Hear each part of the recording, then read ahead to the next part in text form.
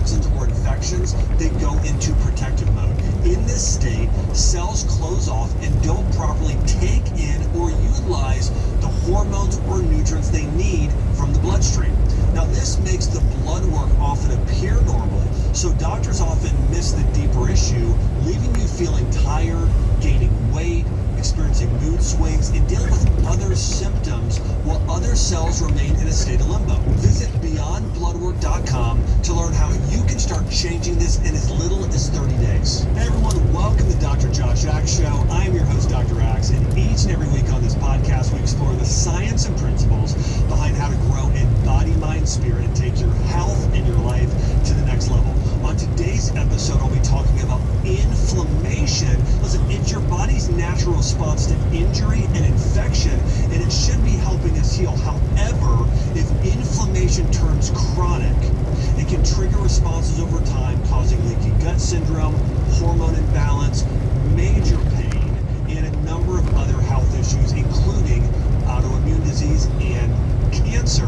And today I'll be walking through the 6 most inflammatory food groups we're consuming on a regular basis, and I guarantee a couple of them will likely surprise you. Some of these are even found in health food stores and are labeled organic and natural. And so today I'll be going through the 6 inflammatory food groups you've got to get out of your diet as soon as possible in order to decrease inflammation and help your body heal and reverse disease and promote longevity. Make sure to subscribe to my podcast and sign up for my weekly newsletter at the link in the show notes. Now here's the food group that's most inflammatory, and it's fried foods and seed oils, specifically foods like French fries. Now why is this inflammatory? Well, here's the reason. Deep fried foods in refined oils, they tend to be high in trans fats and loaded with a high amount of iodized salt. And high cooking temperatures create something called advanced glycation end products known as AGEs, and it's appropriate because these cause your cells and body to age more quickly, and these compounds promote inflammation. Let me ask you, have you ever seen anybody who is likely in their 40s, but they look like they were in their 60s? Now this happens with 2 groups of people I see primarily. It's smokers, and it's people that eat a lot of fast food. A lot of McDonald's, a lot of Burger King, a lot of these fried foods in seed vegetable oils. These are the people I see age the fastest because it actually activates a process in the body called, again, AGEs, advanced glycation end products, and literally cause your cells to age more quickly, which then will cause your heart to age more quickly, and your lungs, and your entire body. And so fried foods at fast food restaurants, like French fries specifically, are the most inflammatory food. And it's not just the oils, it's also the added salt. It also tends to be the carbohydrates. You know, another example of this would be donuts from a place like Dunkin' Donuts, right? They actually fry white flour and they add a bunch of sugar as well. And so I would say that those are even worse for you than French fries because it not only has the seed oils, it also has sugar, and it also has refined carbohydrates. But number one food you got to get out of your diet, generally speaking, are going to be these fried donuts. It's going to be French fries. It's going to be the fast food. That's the most inflammatory. Number 2 group is sugary foods. It's added sugar, especially sodas and sugary beverages. Now, why are these inflammatory? Because they contain high fructose corn syrup and added sugar. This leads to spikes in your blood sugar, which then impacts insulin levels, which are linked to inflammation. Remember this, when insulin gets thrown off, it then impacts cortisol. It impacts ghrelin in your gut. It impacts your thyroid hormones. Testosterone starts to drop in men, and progesterone and estrogen get thrown limit. So when you're doing sugar and sugary beverages, it throws off so many things in your body, especially insulin. And in addition, it really disrupts the gut microbiome. What happens is pathogenic bacteria and viruses and parasites, those Welcome to Arizona. This form of sugar. And so you tend to get issues like candida overgrowth, as we talked about in Western medicine. So that spot right there, we have to do, hey, I need to get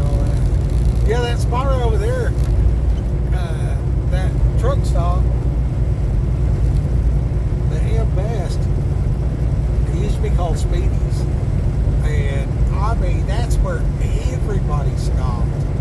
Everybody stopped there.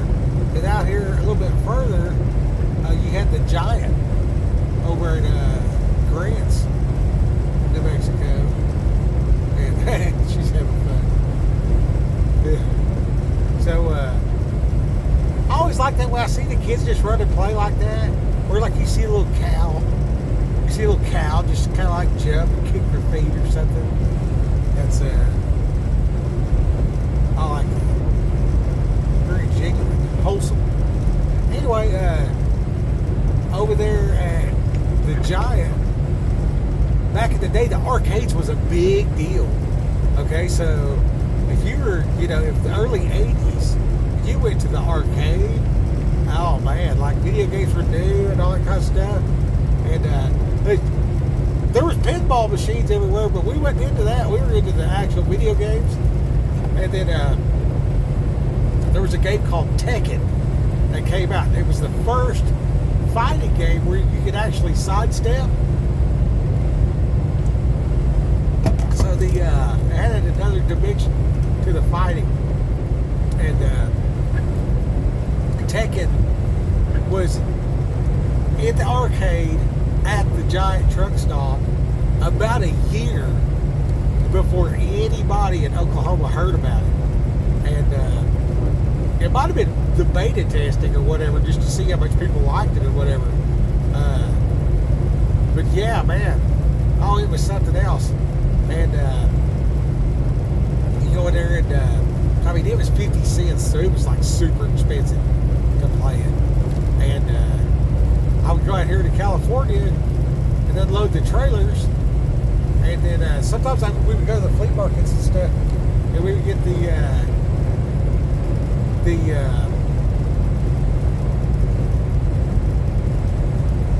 the t-shirts and stuff like that, and pocket knives, and I always looked for whatever they did not have around Oklahoma, you know what I mean? Because like if it's exclusive, it'll sell, you know what I mean?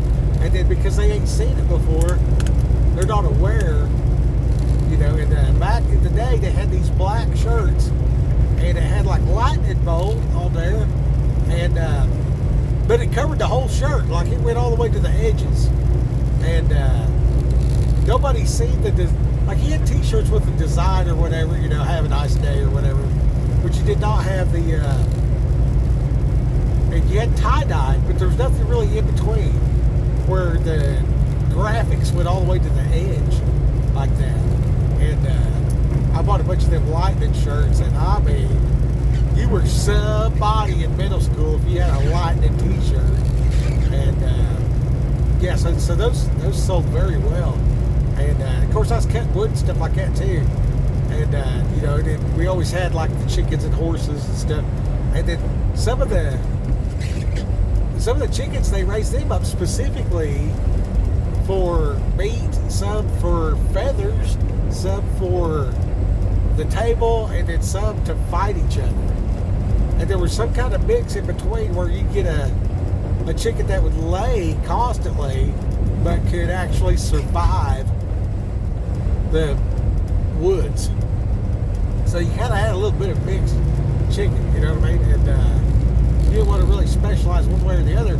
However, if you had some really good fighting chickens, I mean, you can trade some firewood and some chickens and stuff like that for a tractor or a pickup truck or whatever.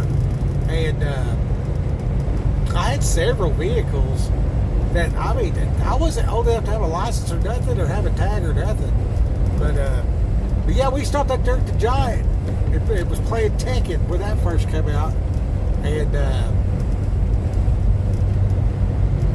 we were driving on the way out there.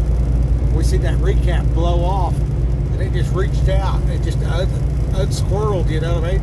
Like the tread off the tire just came off. And the tires were bigger back then. These are 22.5 low profile, and those others, they were 24.5 high profile. So this is about a 56-inch long piece of tread peeling off this tire. And there's a little Pontiac car I want to say a Sunbird, but I could be wrong.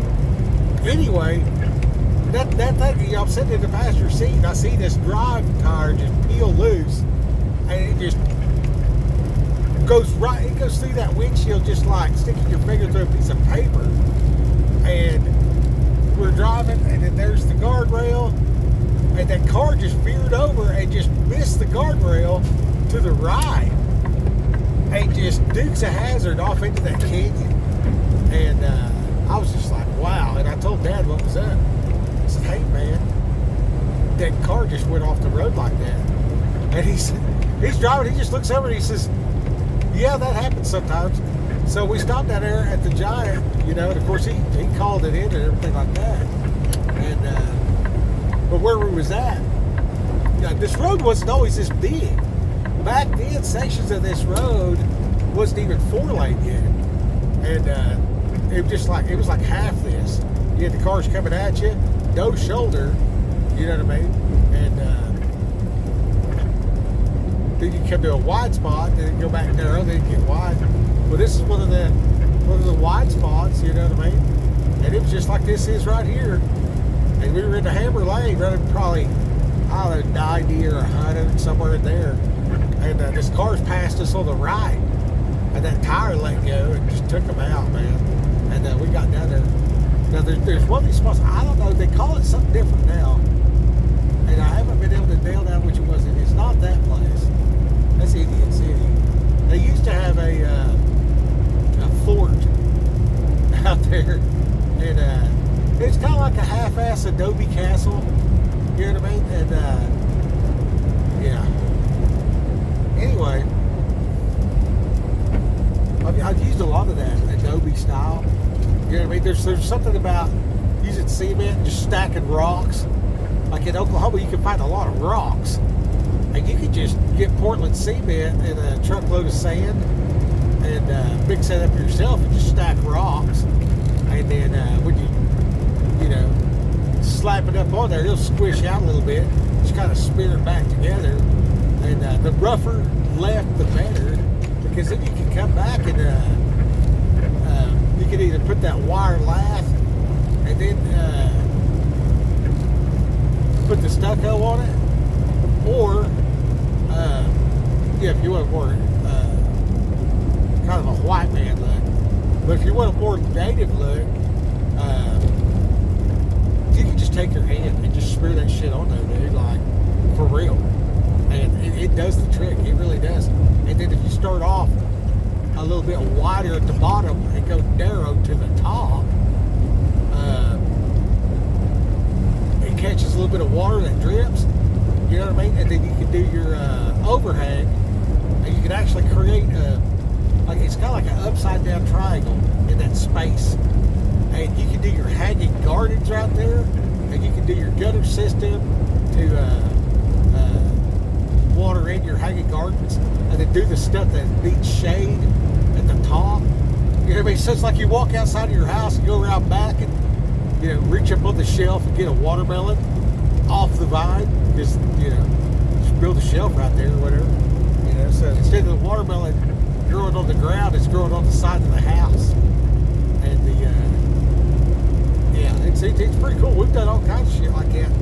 And but some of that stuff needs to be cool, and some of it needs to be hot. And then we would do the rock wall, and then we would build the house just like 2x4 studs, and just leave a crawl space, and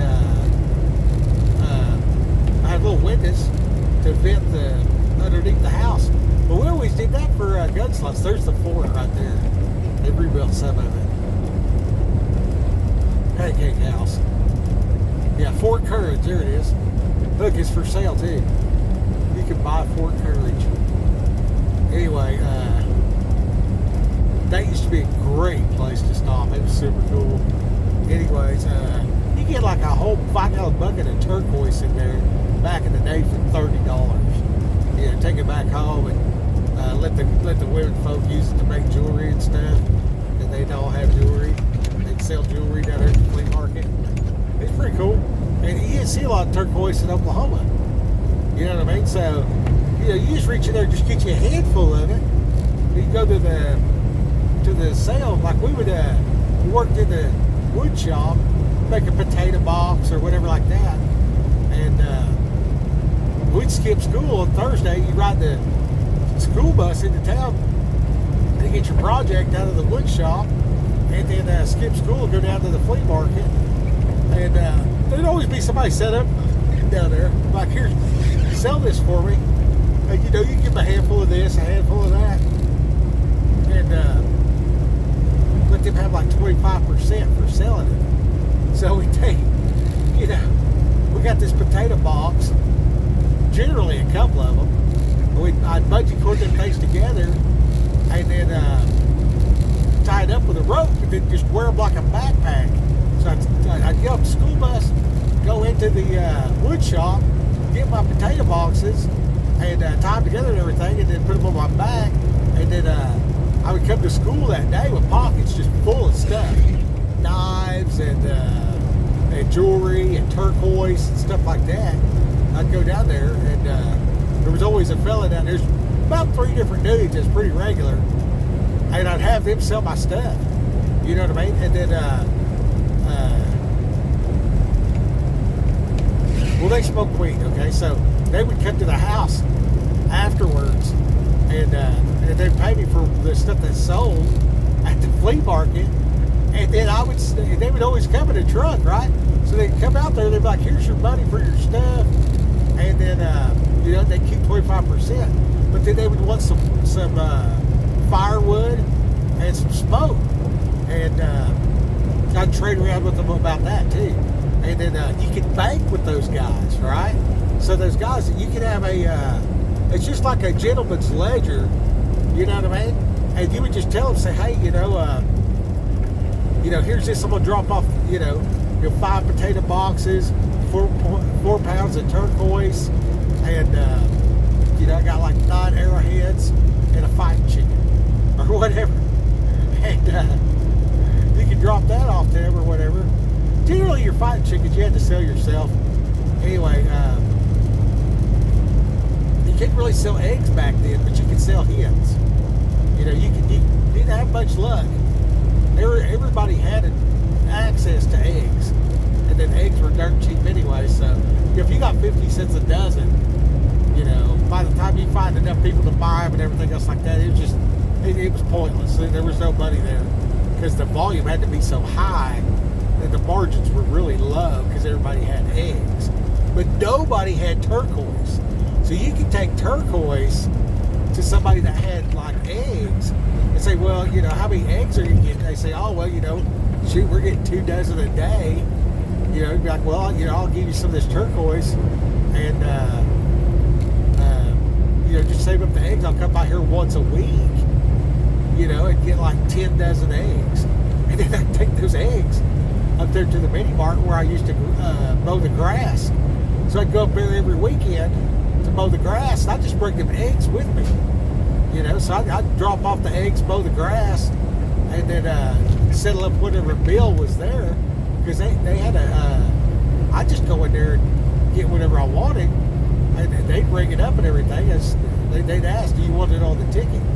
And then on the weekends when I'd work, or maybe I'd work 2 or 3 weeks, and I'd just kind of bank with the mini mart. I'd say, hey, I need to settle up my ticket, and then they would settle up my pay, and then when they went to pay me, they'd say, hey, do you want to pay on your ticket?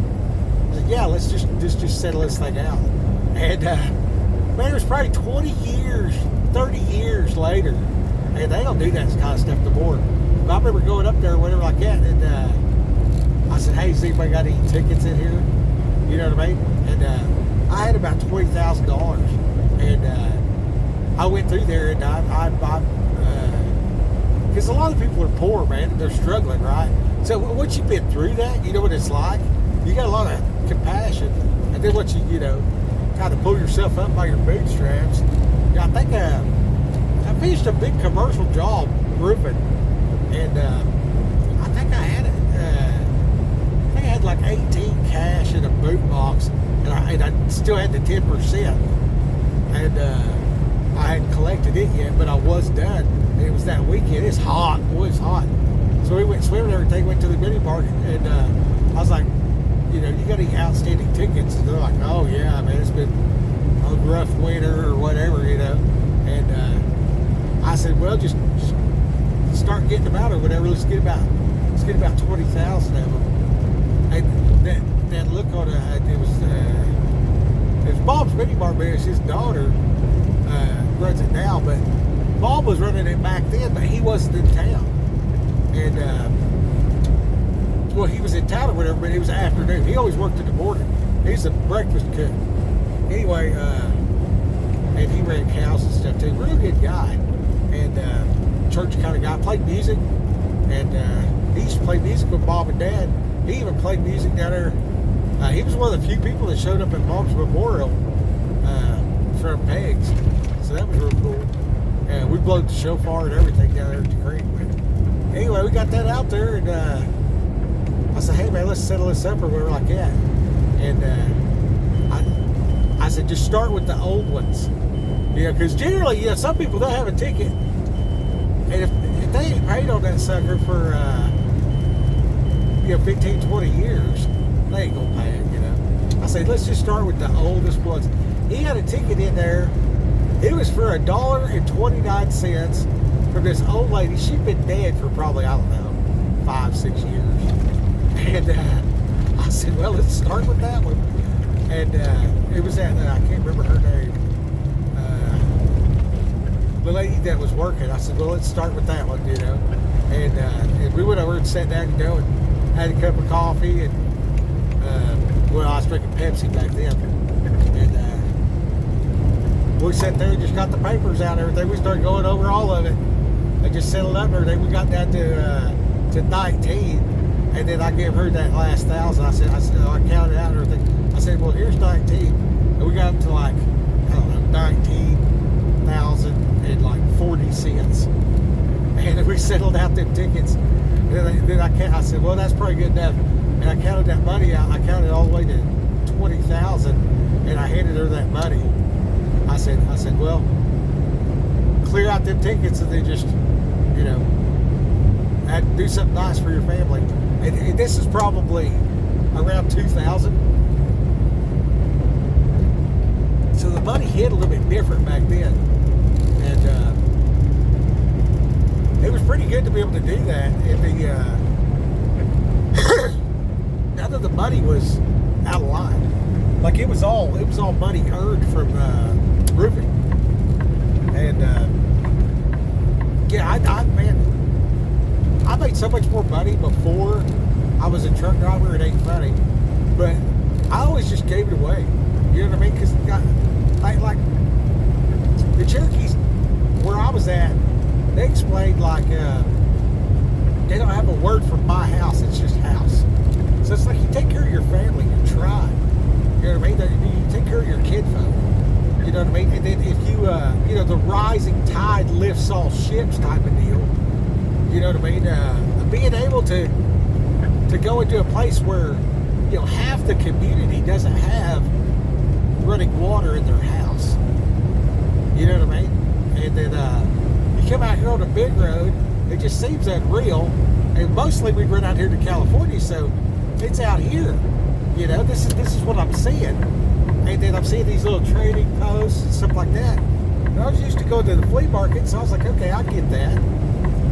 And then I get to like LA or something, where it's, real urban and real fancy. And I had never seen anything like that. That type of stuff. I mean, the equivalent of Denton, Texas today was probably freaking a metropolis compared to where I'm from, man. Like, I mean, it was a big deal. It was hard to figure out why the people were so dumb. I just kept thinking that, because I was a kid or whatever, and I knew that, I'd finish my schoolwork a little faster than other people, and then I would talk with the adults the same as the adults talk to each other, and that was the thing. But the cognitive ability hadn't dawned on me yet. You know what I mean? And then the various tragedies and stuff like that or whatever had hardened my heart. You know, so it took a long while later to soften up some. And then looking back and then seeing these other people, and then just realizing like they ain't never been through nothing. They ain't never had to. They have never lived off the land. If you took these people out in the woods and just turned them loose, they'd probably die. They'd probably die. Like they wouldn't be able to fend for themselves at first. You know, you take them out there and go coon hunting 3 or 4 times, let them hang out for 6 months, then turn them loose. They'd be just fine. You know what I mean? But there's a transition period and a learning curve, or however you want to say it. Now, anybody that's from, anywhere USA that moves to Oklahoma to do some, off-grid type stuff, there's a learning curve, man. I mean, even coming from Tulsa, you move out to Locust Grove, and then you get out there by Iron Post or Terracida, something like that. You get on, 20, 40 acres, something like that. You think, oh, wow, yeah. I got my trailer house out here on my land, and I can go deer hunting. That's what you think. Get all psyched up about that. Like the kind of guy that gets excited about that. Then next thing you know, you're spending half your check just to get back and forth to town, and the car that you had in town, it can't haul the stuff that you need to haul, to just move around and live and do stuff, until you get your well in or whatever like that. Then can I get electric, or maybe I got to do my own electric, the sewer and all this kind of stuff, and get that squared away. What do I do with my trash? And all this, you're your own infrastructure, right? So that's like this massive amount of work and expense. And then you can't drive that little old car up and down the roads like that because it'll die. And then you get a big truck, and then the big truck just eating tires off of it. You know what I mean? Because the Flint Rock roads, and where it is county maintained, the road grader comes along there and sharpens all the rocks, because as it's sliding along there, the big rocks, it just chips the top off of them, and that's exactly how you make arrowheads, right?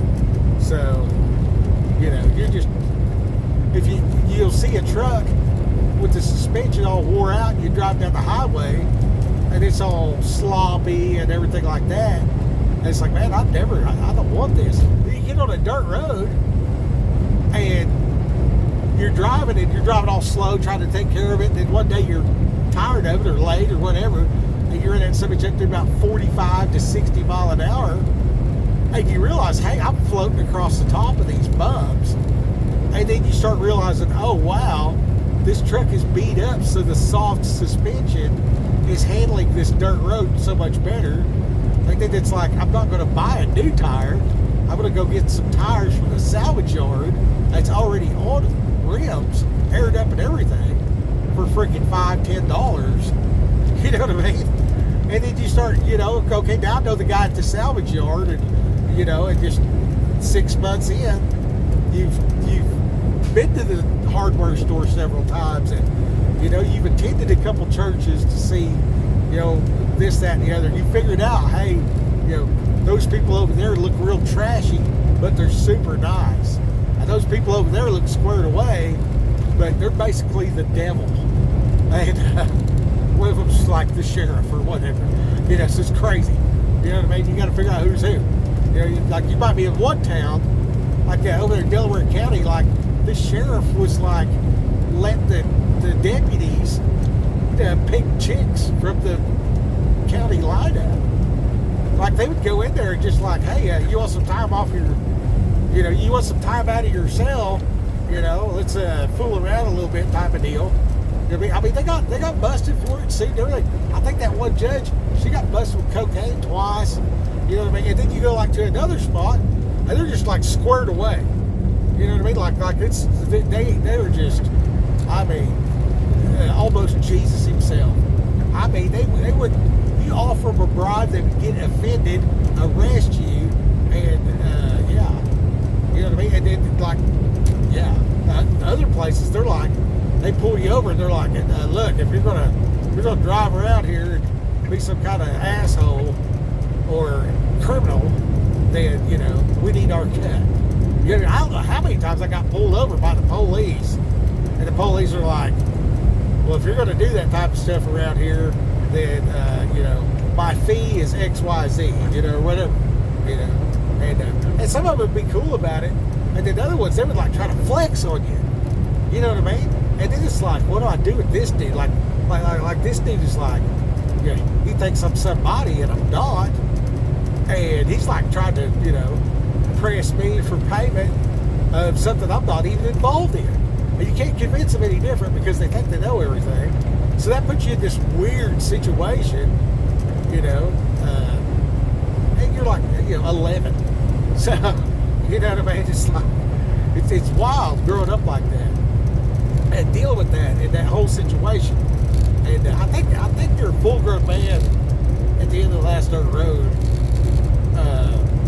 Somewhere about, I'd say you're a young man, but I mean, you're an actual man at about 8 to 9 years old. You are an actual man.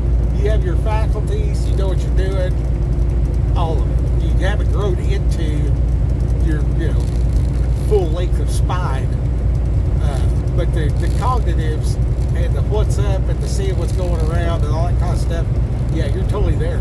So when I see this stuff where like, the King Arthur and Knights of the Round Table type of thing, and like these dudes like led the revolution in 1776 or whatever, like West Point guys that signed the Declaration of Independence were like 20. I'm like, yeah, that actually sounds about right. But you get around a 26 American and they think that, you got to be, 60 years old to have any kind of wisdom. Which is just stupid. So there's a lot to it. Then I can come out here and, I think that one place out there back then, of course you had to buy in volume to get a good deal. And I figured out, like, it didn't matter if it was a 5-gallon bucket of turquoise or like, 25 AK-47s. It didn't matter. Like a handful costs a certain amount, and then truckload is significantly cheaper because buying in bulk. And figuring that out. And then one day I'm like, okay, this stuff is illegal and this stuff is legal.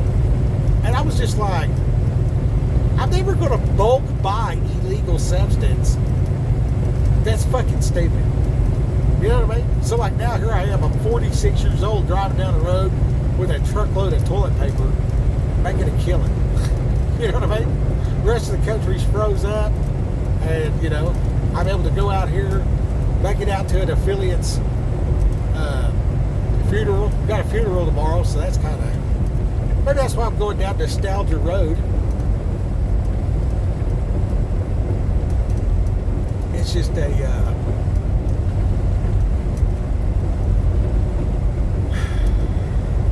it's such a finalized situation. We live in the present and you can't get it back. And, recently I was watching the thing and I hadn't seen some people for like a year. And then with the other phone, I was able to, look and see and check up on some people, see how they're doing and stuff. And then, a totally different account, same people, different account. I was able to see like, the alternate account, the one that they really use all the time. I was like, okay, so they're trying to be slick, do a little of this over here, look like this, over there they look like that, and then here's the real deal. You know what I mean? And it's like, it's ridiculous how that Facebook will make you think you're indifferent. Oh well, this group knows me like this, and this group knows me like that. And they do that. Wearing different masks, putting off a different persona or whatever, and now that you can see it, and you can see it in other people. Anyway, so I see this one people, and they're like, eating lobster and shit down in Florida and everything, and then, on this other thing, it's like, woe is me, we need help. or whatever. You know what I'm saying? I'm just like, well, which is it? Are you broke, or are you, eating lobster in Florida?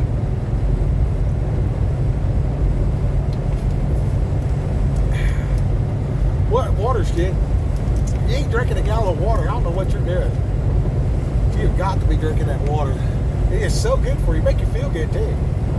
Anyways, I don't understand why these people in these towns. I guess people force them to, one way or another, or trick them into it, lure them in a little bit, and then force them to keep doing it, type of deal. I guess. But I just don't understand why somebody do something illegal when they can do the exact same thing, apply the exact same principles, and never get in trouble. You know what I mean? I see a lot of these people, and they'll use words like gang or whatever else like that. And I'm like, bro, I am so not affiliated with any gang. Like, yeah. I don't. Hell no.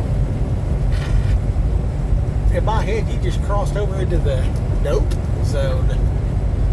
It's like, hey, kid, you nope. Well, do you want a nope? You know what I mean? It's like you just went from cool to nope. And, I'm just going to ride out Han Solo on this deal, you know what I'm saying? We're just going to...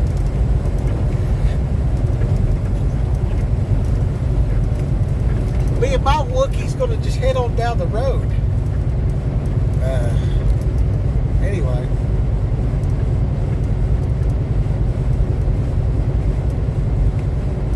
So, yeah. Rachel was out there in Snowflake, Arizona. Dad was born out here somewhere, and then he don't really look like my uncle or my grandpa, and they've never said it, but I'm pretty sure that a encounter in the night is where my dad came from. He's like the really fast, dark-skinned guy. Like the black sheep of the family. They called him Bullet because he was so fast. And then, of course, I'm watching Snoopy. And I'm like, I see Grandma's side, the Chamberlains, and I'm looking at all of them. Okay. I'm looking at D-Graf's side, I'm looking at all of them, and I'm like, okay. And I'm like, I kind of look like my uncle. So that's kind of a thing or whatever else like that. But then, I got tan real easy. You know what I'm saying? And then, one day I was watching Peanuts. And I see Charlie Brown and Snoopy. And then Snoopy's Mexican brother was out in Arizona, Spike. And I was like, that's when it hit me. I was like, oh shit.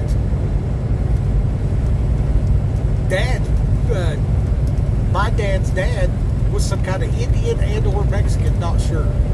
And then, since nobody ever said anything about it, and my grandpa Rex was cool, he ain't gonna kick you out just because, you got, willing or otherwise, impregnated by somebody else. The whole Joseph and Mary situation.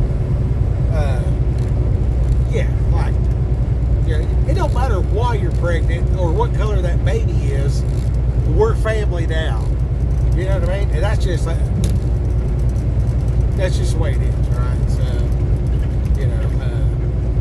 yeah. And then there's other lineages. Maybe that's not the case. You know what I mean? But there's a lot of D-Graf in Oklahoma. There's actually a town, D-Graf, Kansas. That was the thing. And those are direct relatives. And so that's real interesting. And there was some out in Rose, Oklahoma.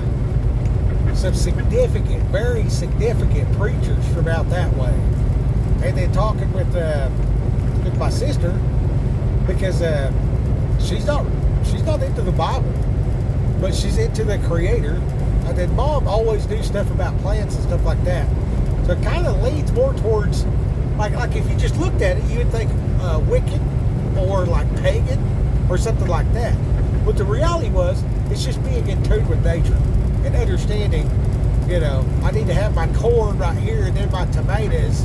Now the tomatoes are growing up the corn, and then my squash is, providing ground cover that's stopping the weeds from choking out the vegetables. Just real basic shit. And then like strawberry fields forever, so your strawberries will grow forever in a field unattested, but you try to grow them in the garden, it's like super hard to deal with because they actually poison themselves. So if you got plants around them that thrive off, like one plant puts off something and the other plant needs that something to grow, and before you know it, you got this whole ecosystem, right? So, and then of course inside our bodies is like that too. So that's why you need like your vitamins and minerals and, and your circulations and, your being out in the sun. Oh man, one of the worst things you can do is live like a nocturnal person. You are not nocturnal. It's counterintuitive.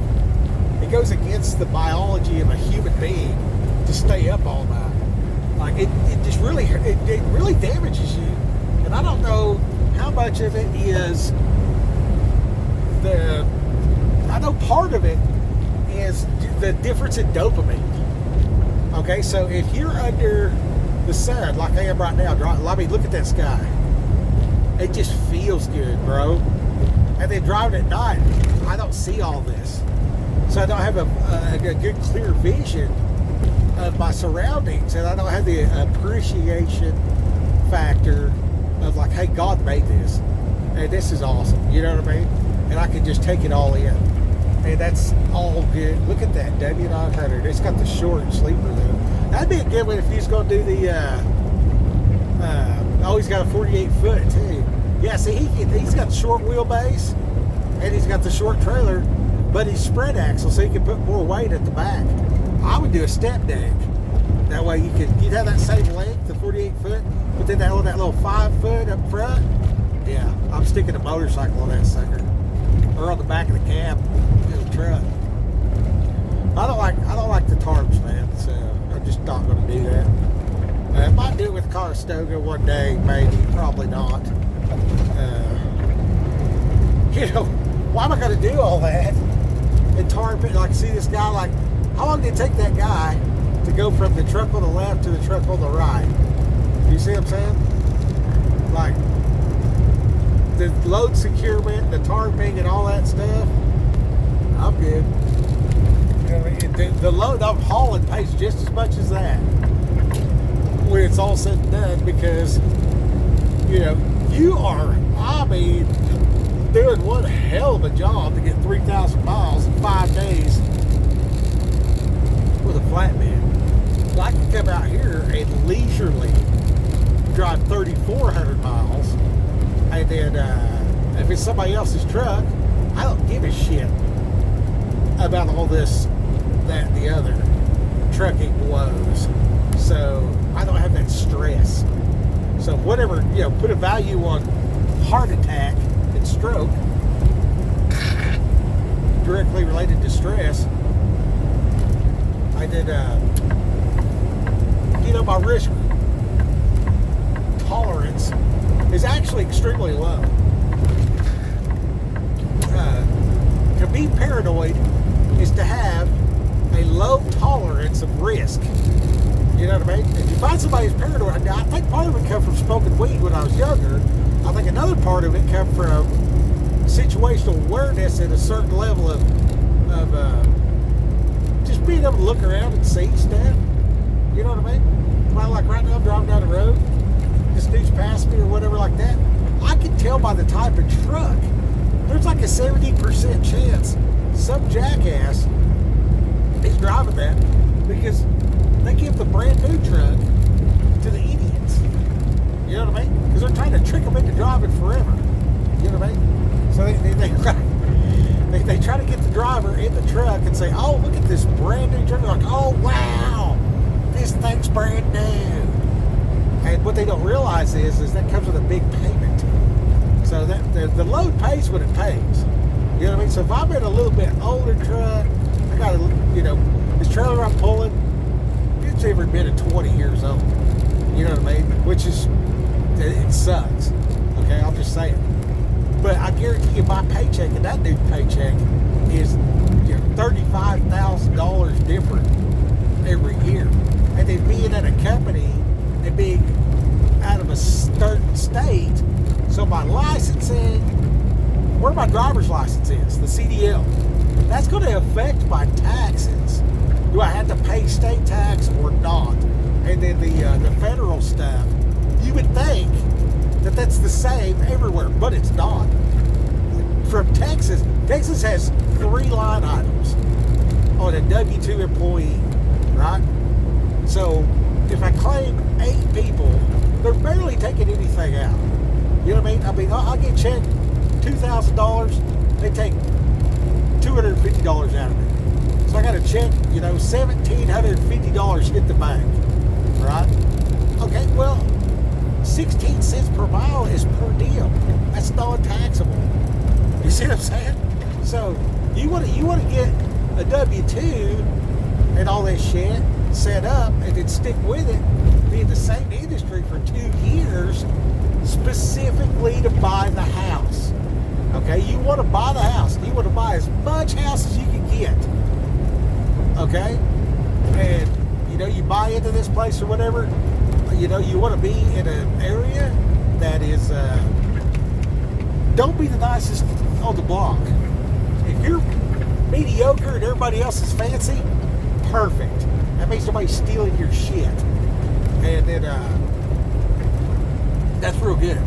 You know what I mean? Like, before you buy the house, like, go meet the neighbors and say, "Hey, how's it going?"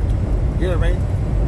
Just go over there and just park in the street and just sleep in your car the night, at least one night. Did anybody come check on you? Or did anybody be like, "Hey, what are you doing here?" Or whatever else like that. You know what I mean? Like, and then drive around. Do you see boards on the windows? On anything. And if you see like an old shed that just looks like it needs some maintenance, and then there's a bunch of junk in the yard, that's the guy you want to talk to.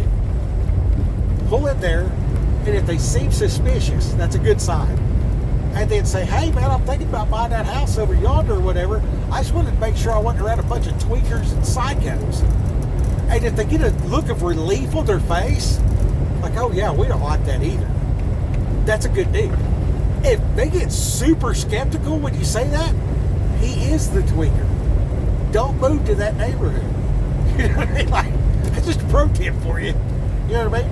But you're out of your mind if you're going to sign up for 15 years and you didn't even get to know the locals.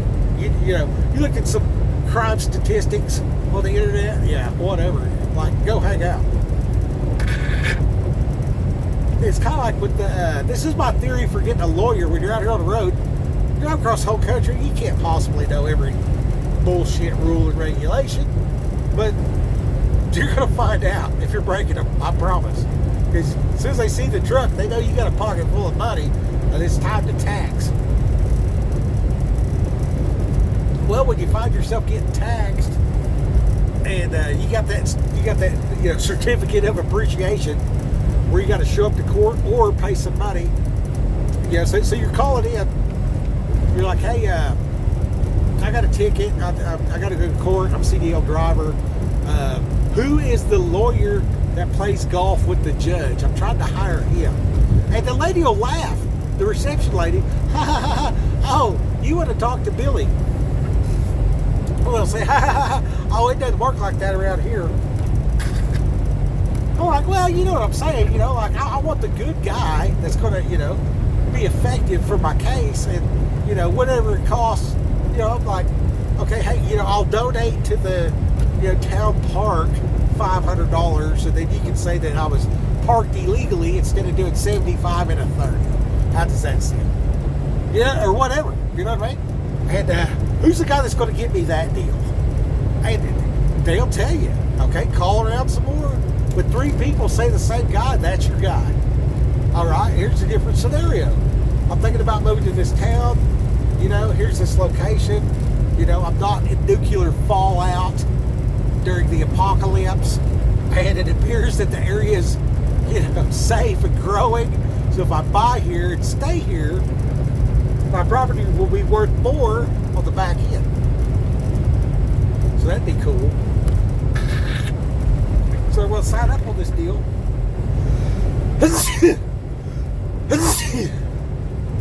After checking with everybody, so I'm gonna go down there. I'm gonna sit where there should be an old fat guy.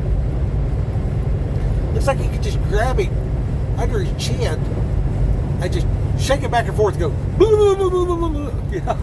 There'll be a guy in overalls and and jowls, Jowls. There's likely 2 or 3 of them. Some of them are skinny, but that one will be real fat. I don't know why. I don't know if it's a prerequisite or what, but there'll be that one fat guy and kind of like a boss hog kind of guy. You want to ask him, you'll say, hey man, what about this? What about that? I was thinking about this, I was thinking about that, or whatever. This is the reason why I'm thinking about it. And you bring up, you know, nuclear war, apocalypse, and, you know, taxes. You know, how much do people around here hate paying taxes? Because that's a big deal, right?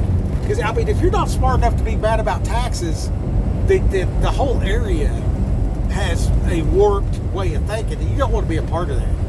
You see what I'm saying? I mean, you don't want to be 2 years into this deal and realize, you know, hey, you know, all these people are closet homosexuals or whatever. You know what I mean? Like, for real. I mean, yeah, you know, you don't want to find out, you know, this is like that movie The Village or some kind of whatever hostel or whatever, you know, freaking Texas Chainsaw Massacre.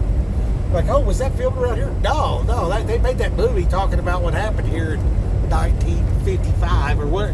You know, oh, well, do those people still live here? Oh, yeah, 12 generations right over there. You can walk over there if you want. Might not make it back.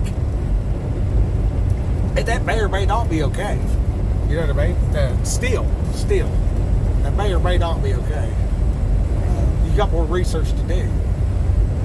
So there's like, will they fight? Yes or no? And then, do they want to fight me? You know what I mean? So like Dearborn, Michigan, I'm not moving there. I don't want to deal with it. You know what I mean? Like, will they fight? Probably. Do I want to listen to the Muslim call to prayer? No, I don't. Like the third day that they wake me up, yeah, dude, like, I'm in a fist fight. I'm going to be in a fist fight. Like, I'm not, you know, I'm not trying to go back to jail, right? So, like, on the one hand, is this place safe for me and my family? And on the other hand, you know, my quest to stay out of the federal penitentiary, I can't put myself in that situation because I know me. Like, I'm not going to shut up.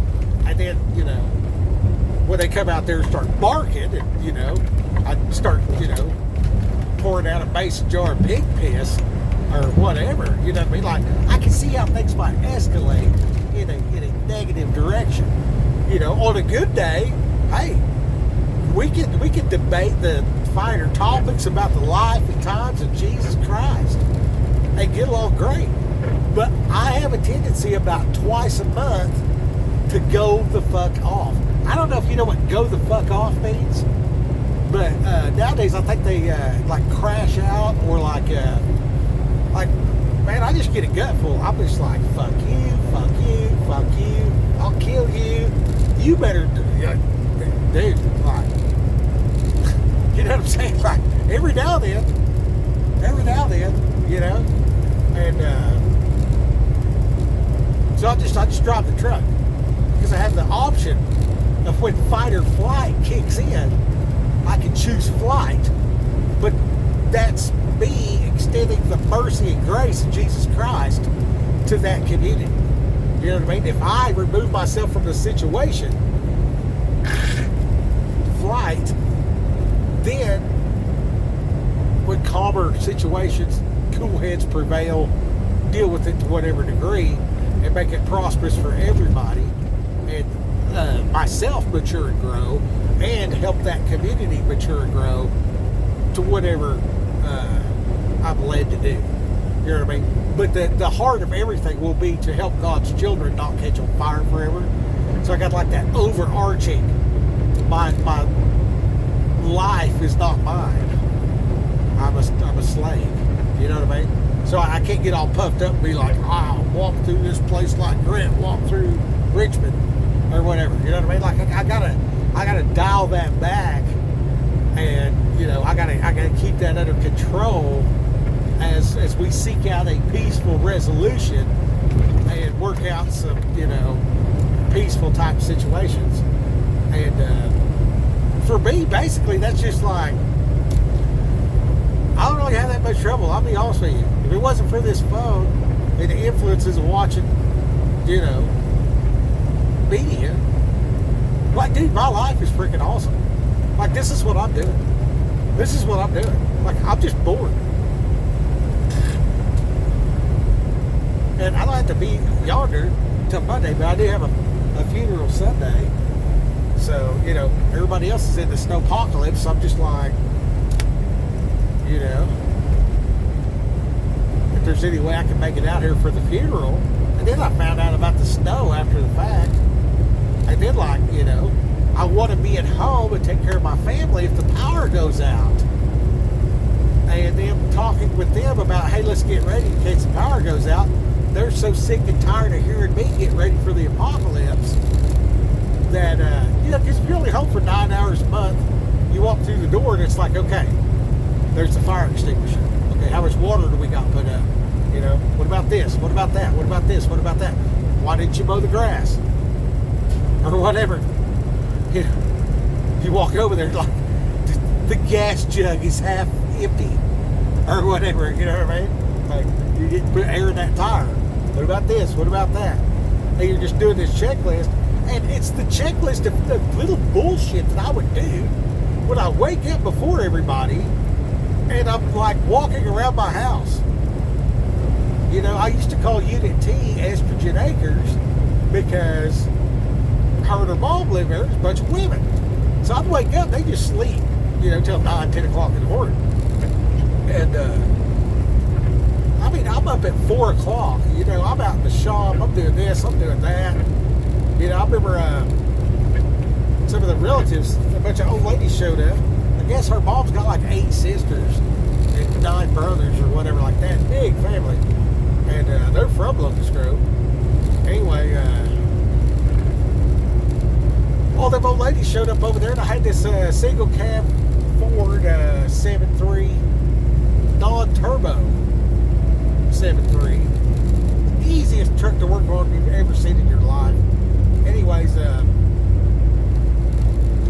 over there, and the mud flap holder deal was not only rusted and all that, but it had come off, and there's just a stub sticking off. And then I'm like, I don't want to cut these bolts off and everything, so I just like modified a piece of pipe and hammered that in place, and then, you know, that became the haggy thingy for the flip flap, and maybe a mud flap out of a floor mat. You know what I mean? So they all showed up, and I cooked out on the grill, made them all a bunch of cheeseburgers and stuff. I'm just like Chef Boyardee Graf, and just super hospitable, you know what I mean? And her mom's over there bragging, yeah, my son-in-law likes to cook. And everybody doesn't like their mother-in-law. I loved my mother-in-law. Like, she was freaking awesome. I don't know what y'all are bitching about. Like, well, actually, I do know, because the first one I had was Baby the Devil himself. She even looked like a dude. Yeah, those old cranky lesbians that's a librarian. She had that look, and she divorced her old man and was single for years before I ever met him.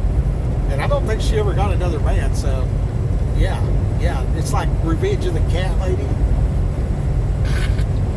Now, I knew her to be a great person up until she caught us out of town and cut my dog's balls off. You know what I mean? I'm like, what gives you the right to cut the nuts off my dog? Like, stay away from me. You know what I mean? And then that caused a rift, and then later, Dylan passed away, and, then it's just like, all kinds of crazy, every direction possible. So, they'll just say anything then, And like, when Nana's the babysitter, and the kids come home saying weird shit, and it's like, what are you talking about? You know what I mean? And, yeah. And then years later, looking back, it's like, okay, yeah, the freaking librarian that hates men and cuts dogs' nuts off is influencing the children to say fucked up shit. It's like, oh wow, she's a Democrat. Like a modern Democrat, but 25 years ago. So and then here I am, a roofer.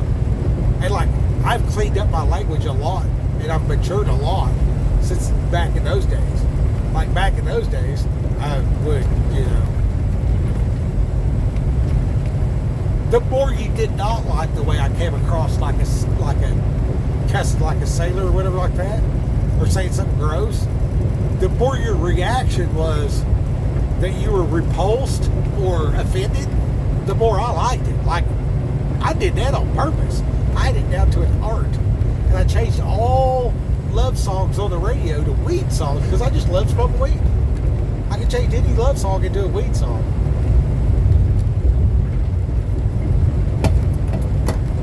And what it was is I just liked the relief, the break from reality.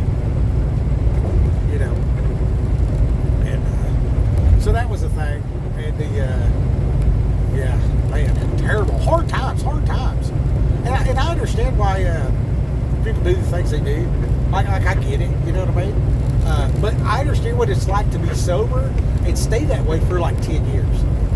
You know what I'm saying? Like, you don't even realize what you're missing until you put the weed pipe down.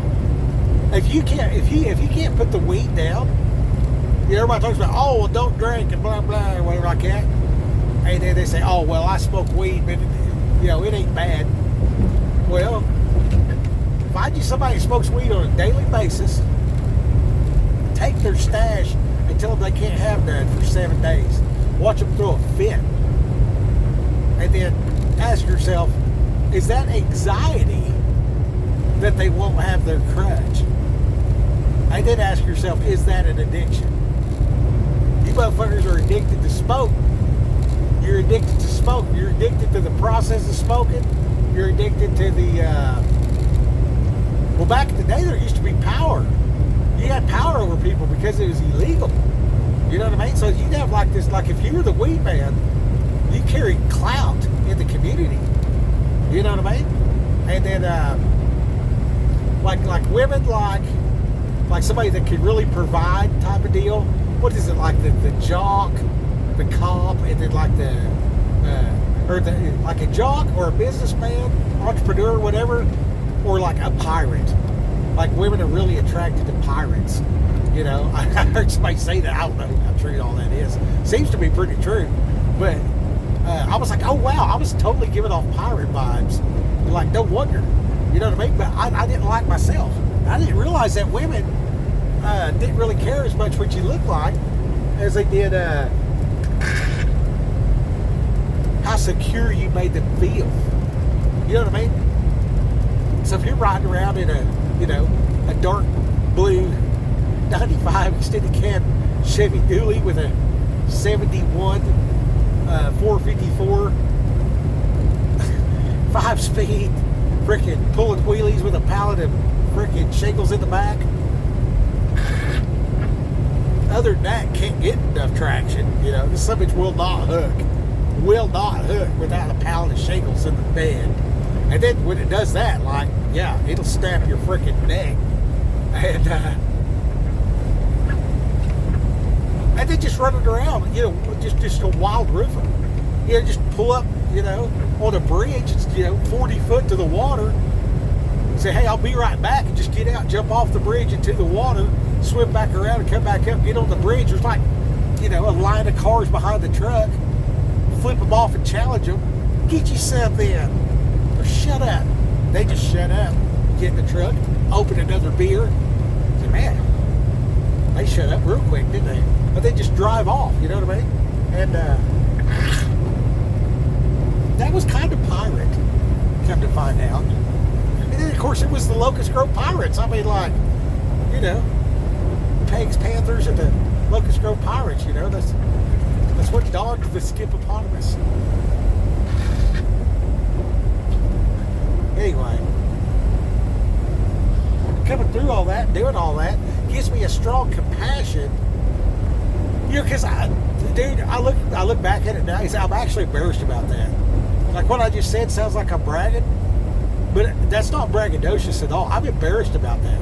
Like, on that movie, Secondhand Lions, the two old dudes are in there, and they come in there, and they're like, you know, act like they're going to boss them around or whatever, kind of braggadocious or whatever, and that dude kicks their ass and takes them home, you know what I mean, and puts meat on their face or whatever, for the black eye or whatever like that. He gives a speech in there. Gene Hackman. No, that ain't him. Maybe it is. I don't know. Gene something. Not Gene Wilder. Anyway, he's on that movie, Lonesome Dove. And he's also in that Open Range. He's a bit of a pervert in Lonesome Dove, though. Anyway, in Secondhand Lions, that character says, and what we have here is, you know, the real some town bullies that prey upon these good-tempered public or whatever else like that. So that's what I'm trying to convey, is like, you know, I'm embarrassed about that when I was young. You know what I mean? Because I got bullied a lot, then I had to fight a lot and everything, and then after the fact, you know, there was times where I had a little bit of clout and stuff like that, and then there was other times where it was like, you know, catch nobody knew. Like the first time I've ever said anything about the mini bar and paying them tickets for them people is today, right now. I've literally not talked about it since. I dealt with it. I went through the process that day, and that was the other. We don't give her that $999 and some change. I said, here, you can have this. Don't tell anybody except Bob how these got paid. Like if you got to explain it to the owner, of course. Like, here's the money for all these tickets that got cashed out. You know, which is really, I just paid lines of credit that's extended into the community. You know, because Bob, he's a good dude to offer the credit, and then also. It says their date right there on the ticket. Like, you can tell if this dude's cool or if he's like some kind of, you know, whatever. And most of the stuff is like, you know, people are getting a quart of oil to try to make it to work. You know what I mean? Like, dude, if all you need is like some 10W30 so you don't lose your job, you know what I mean? Like, yeah, no problem. I got you. You know what I'm saying? And then because of that, when these people would go to pay, and they're like, you know, looking at the floor, kind of kicking the ground, and they're trying to, you know, stretch a $250 check to try to pay, you know, rent, bills, put a new set of tires, drive up down this dirt road, and all the pressure. Yeah, it's crazy. That's why when you go out to Oklahoma, you'll find out. If you go over to the auction first Saturday of every month over there by Inola, what do they call that? I forget the name of it. It's got a name, I forgot. There's that truck stop right there. That truck stop up there on the left. I had this dog with me, man, and this was about 5 years ago. No, this is about 7 years ago. My dog bit somebody. And then I hauled ass with the dog when I went to work. I took the dog with me. And then, like, the dog was on the run from the police or whatever. Anyway, I get over here, and these windows if you push down, the window goes down, right? Well, I got fuel and everything, and I was working with Stout, and had that blue Peterbilt. Pete. I was driving Pete. I had Kai with me, and I was over there in that fuel island, and I waited a long time. Then I pulled up, and I got my fuel, and then the other guy's still in the way. And I was about to piss myself. So I just went in there and got a cup of coffee. I come back out. That dog's out there just chewing this dude. One guy standing there, the whole ass of his pants is ripped out. The other guy's on the ground, face down, and this dog's got a hold of the back of his thigh. And this dog, his pants are already off. And now this dog has a hold of the back of his thigh, American Pit. And he's just shaking his head. And people are squealing, like that. Like, people are throwing water from the windshield washer. And I look out and I see that, and I didn't want anybody to know it was my dog. I just went, dog, real loud, like I was just a bystander trying to help. And so the dog ran off, and I let him go and then run off. I was like, get out of here, running like that. Yeah, get out of here, dog. And the dog ran off, and I watched which way he went or whatever, and I'm like, are you okay? And they're like, I was like, well, let me pull up here and get out of the way. So they get this dude picked up, and he's out of the way, and there's just blood everywhere, and there's people on the phones and shit. And I just pulled out, and I just kept going. I just went around the other side of the deal, and I looked out, and I see that dog. I see Kai out there, and I whistled him up. He kept running. He got over there to the passenger side, and I took my shirt off, started wiping him down real quick, getting the blood off of him and shit. Stuck him in the truck, hopped in the truck. I didn't get back up on this I got back up on the big road, but I went the other way and then cut south. And then south of here, you can take the service road and go the way I'm going now, and then pop back up over here. And which is what I did.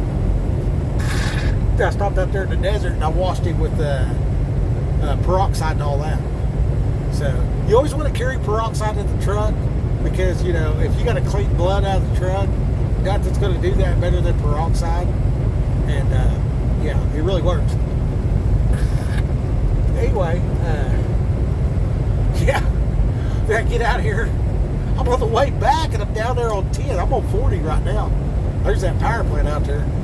Did you see that? I'm on 5, that way you guys can kind of see stuff. This is what it looks like for me, just driving. It looks a little bit bigger than that. I think that's a coal fire plant. It might be nuclear and gas, but I think it's coal because of the age of it. But like I said, I don't know. Anyway,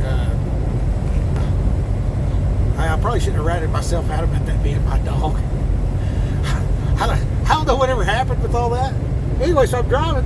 I'm just about over here to get back north, to get back on 40. And I reached up there, and I finally calmed down. I reached up on the dash to get my cigarettes, and my cigarettes was gone.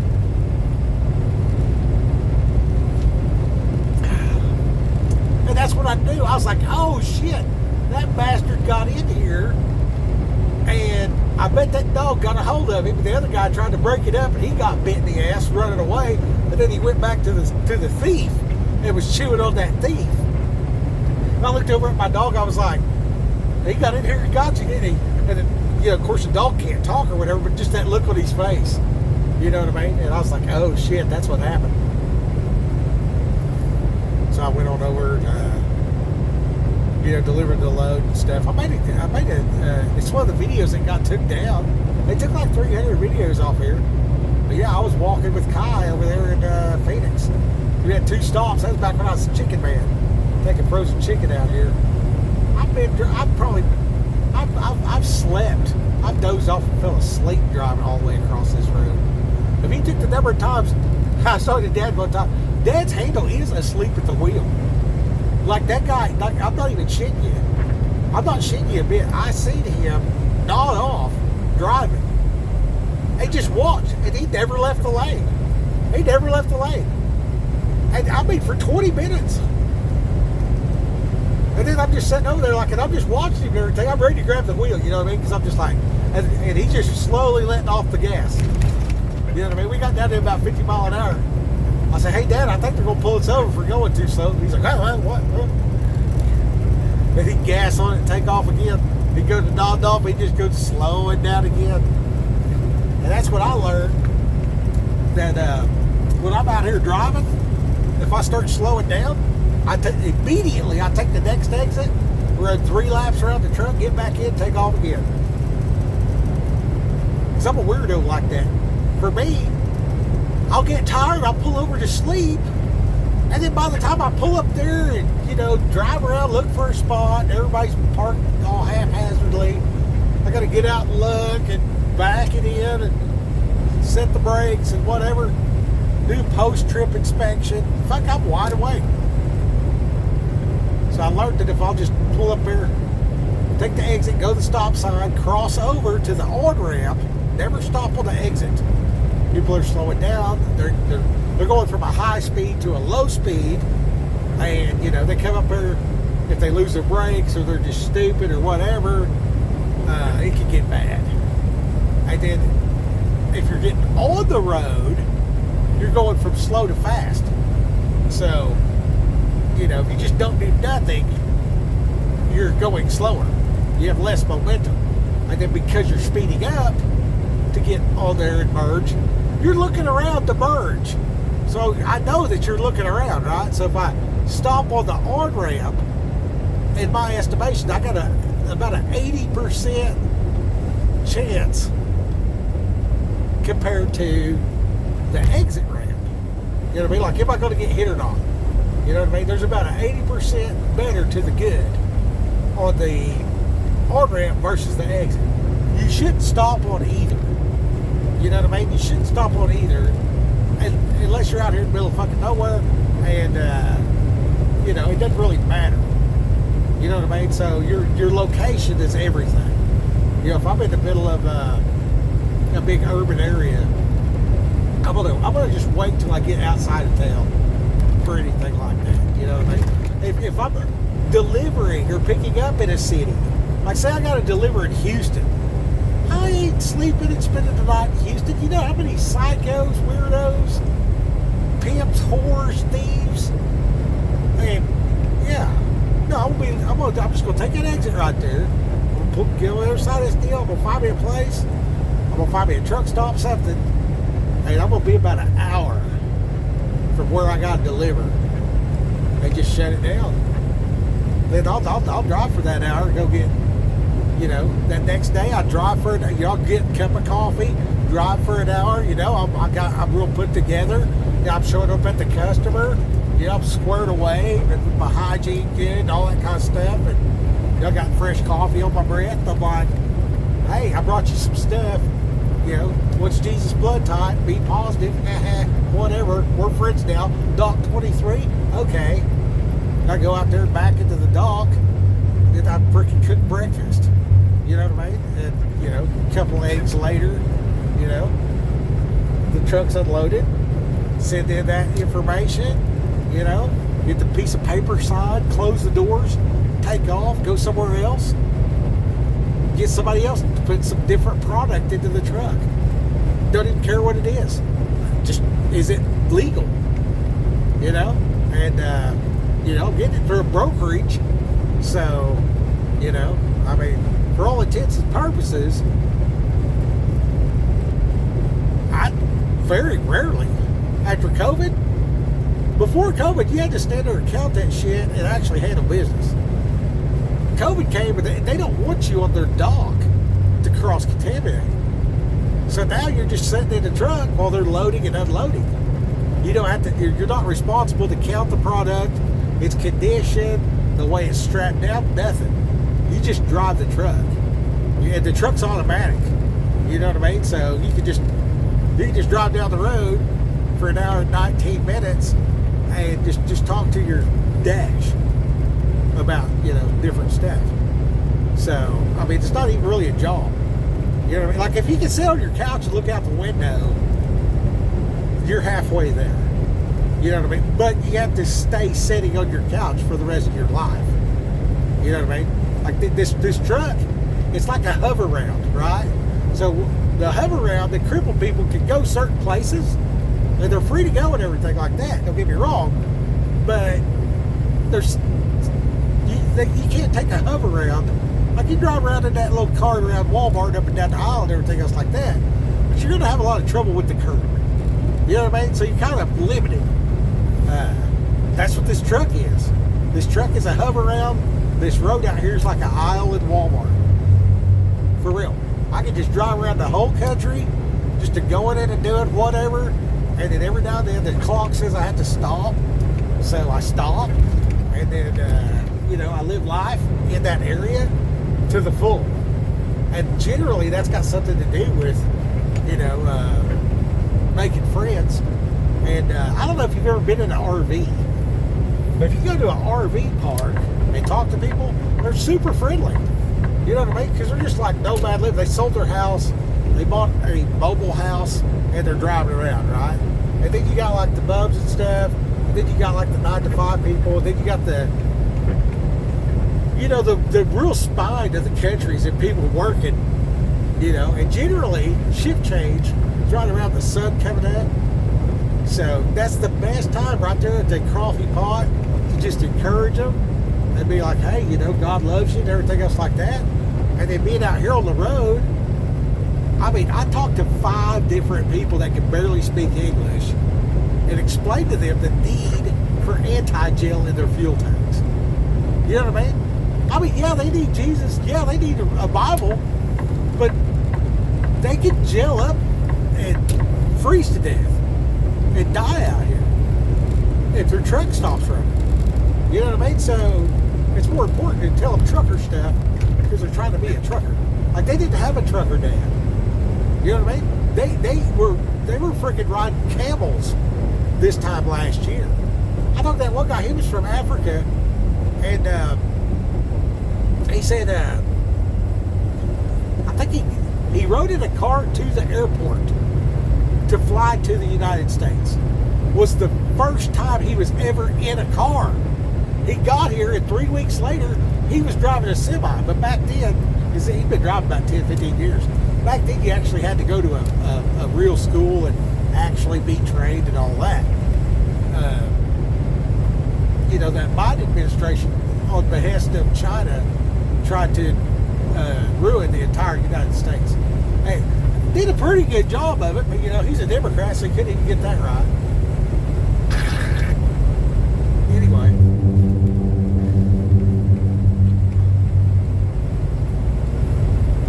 So, I talked to that dude.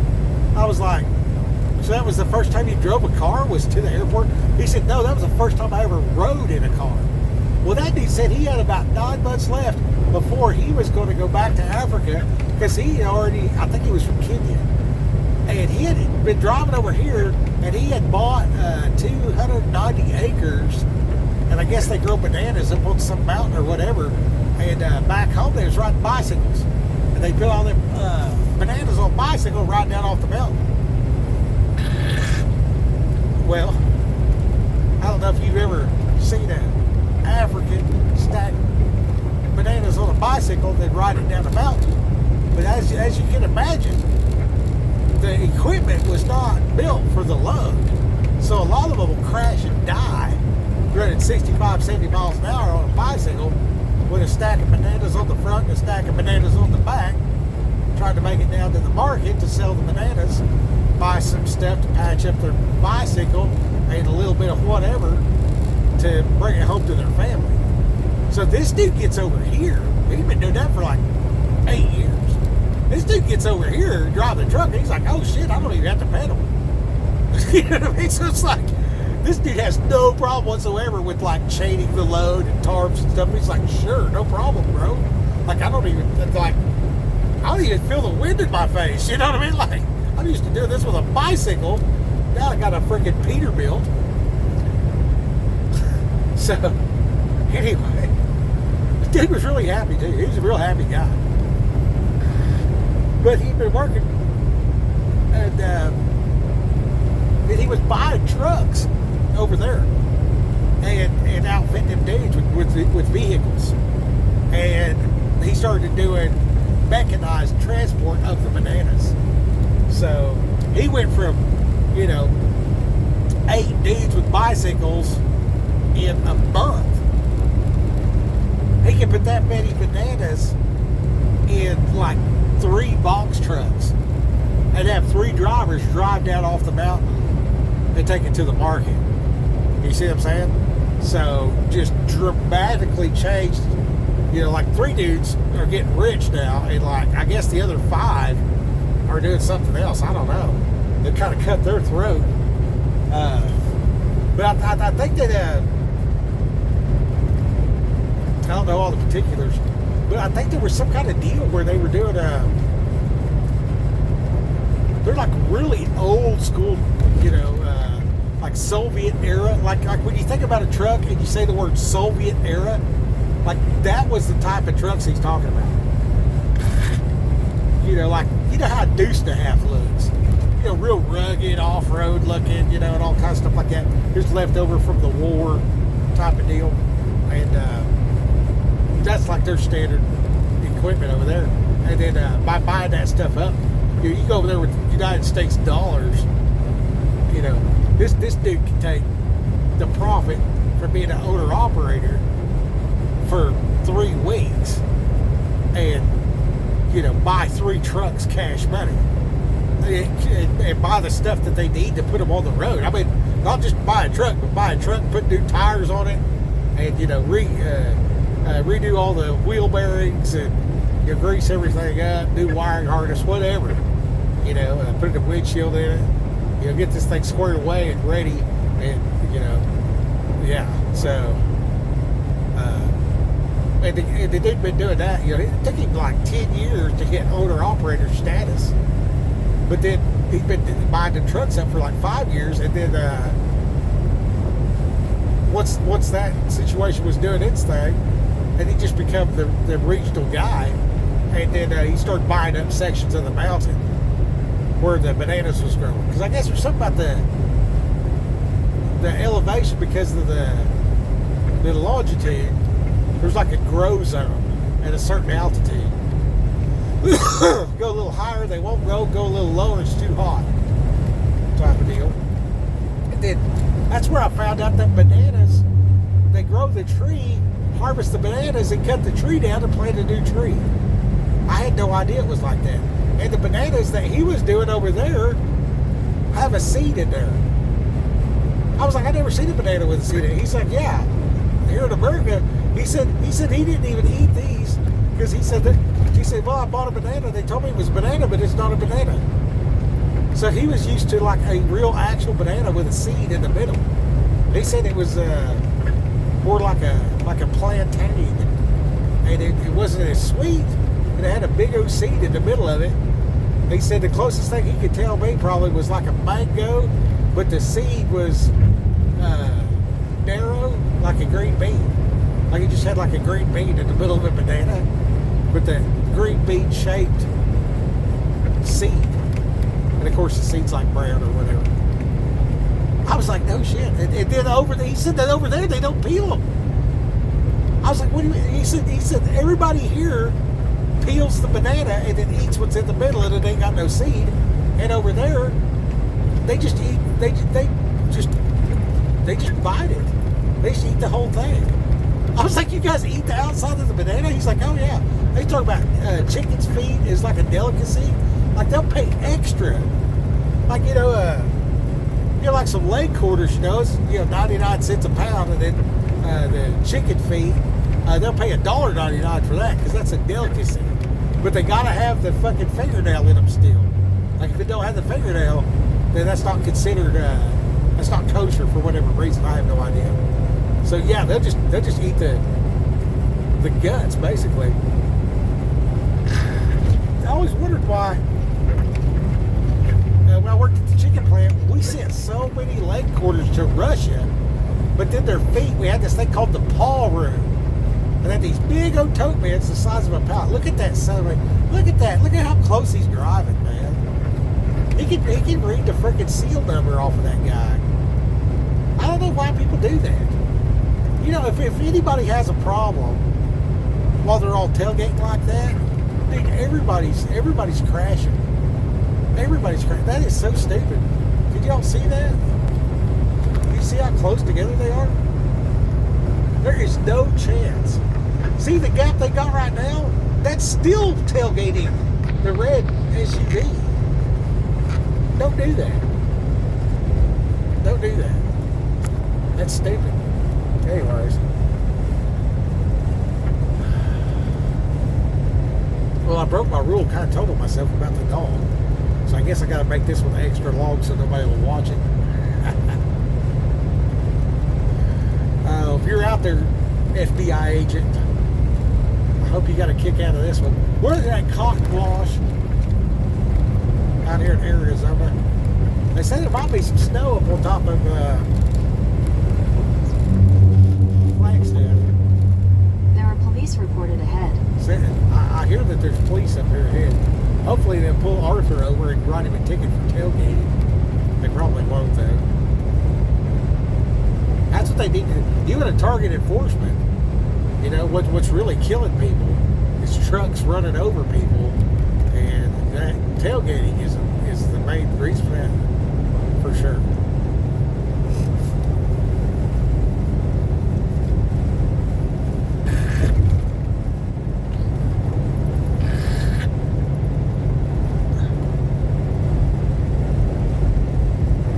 Yeah, but I remember coming out here as a kid, playing that Tekken.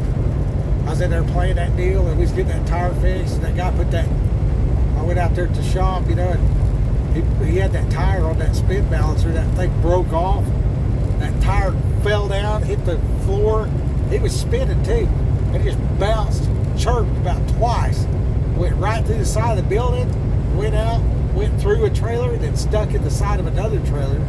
And that guy that was working that machine. In 2 miles, take exit 255 for I40 Business Loop. When that thing broke off, it just hit the ground. And it just bounced one time. When it chirped, it just hit him right in the chest. It just knocked him down and just kept going. And yeah, I don't think he made it. I remember hearing later that he died. But yeah, he took a semi-tire straight to the chest. And I was just like, whoa, you know. I remember thinking to myself, man, it's been a hell of a day. You know, I see that car go Dukes of Hazzard style, then I see that dude get, you know, take one to the chest. I think I was probably about 9 years old. Yeah, about 4th grade, something like that. Yeah, about 9 years old. Well, when Tekken first, a year before Tekken was available everywhere. Approximately the summer before that. Yeah, them arcades, it used to be something else. You go to like Dave and Buster's, and but you know, imagine you're from the middle of nowhere. You know, you're just coming from freaking 1944. In half a mile, take exit 255 for I40 Business Loop. We're going to say no to that. I'm just going to keep driving. I was going to stop out here. I've been driving 4 hours and 22 minutes, but I'm feeling pretty good, so I'm just going to keep going. This was supposed to be my coffee stop. I got to do a 30-minute break at some point. I'm going to drive over here to Kingman and come back north. We're headed to Las Vegas. We'll post up over there. South of Vegas, there's Boulder City. I got just enough hours to get there. I wanted to go to the Pilot north of there, but it's always busy. It's always full. It's right by where I'm going to deliver, but the delivery's Monday morning, which that's good, because if I turn in the paperwork Monday, I'll get paid on Friday, so that's good. Stack another, I think it's 1,200 miles out here, and then that empty trailer, I had to go get it, then go all the way back to get loaded, so I think it said 1,200 on the loaded miles and 623 on the empty miles. Because I went bobtail, grabbed a empty brand new utility trailer, took it to utility over there by Mulberry, Arkansas. Went from there, bobtail over to Wichita, Kansas. He came back to Inola, grabbed this paper, and taking it out to Las Vegas. So you figure Laredo to Eagle Pass to Mulberry to Wichita to Inola to Las Vegas.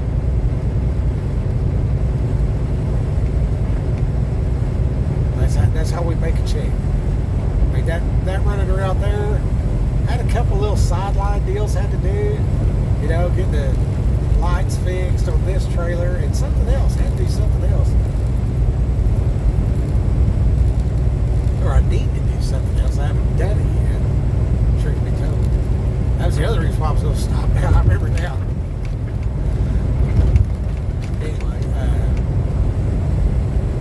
I got to change out that my driver's side blinker light. It blinks when I got the blinker on, but the running light don't work, and the light bulb's fine. So I don't think it's the light bulb. I think it's the wiring. So we're just going to try to sneak over here, get this load kicked off, and get back to Laredo and let them dissect the subbitch over there. Oh, and the annual inspection's out of date, so yeah. Gotta be a little bit outlaw out here, you know what I mean? I got some stickers, so I mean, technically I can pull over and just write my own inspection and stick the sticker on it, but I don't have the papers to go with it, so that's what I was going to do. I was going to readjust my tandems because I'm on dry road now, but I'm slid all the way back for running the ice, but yeah, so I was going to suck it up and be able to do all the tight turns and stuff in Vegas. So, but I think I'm just going to do that when I get over here to Boulder City.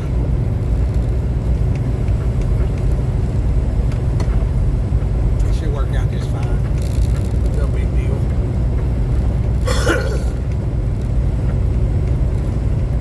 But yeah, it's June 24th. The snowpocalypse is in the southeast.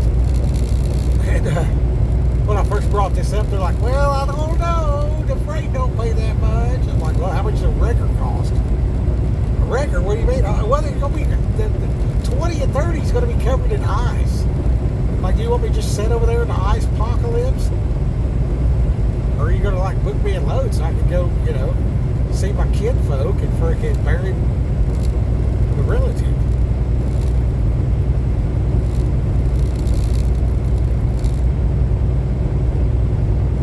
Difficult times, difficult times. They really make you think about stuff. Oh, there's a WS6. What would they want for that? You can find some good deals out here. You get these old cars sometimes. You go out there and talk to a man and be like, what do you want for that old Chevy out there, you know? My dad used to have one like that when I was a kid. I always wanted to get one like that. Fix it up a little bit, you know, nothing fancy because I'm poor, but just enough to scoot around in. And half the time they'll give you them trucks, they just damn near give it to you. Big freaking short, wide 72 Chevrolet. Freaking frame looks like it's brand new. You know what I mean? It's got like some kind of, you know, rebuilt in the 80s small block Chevy in it.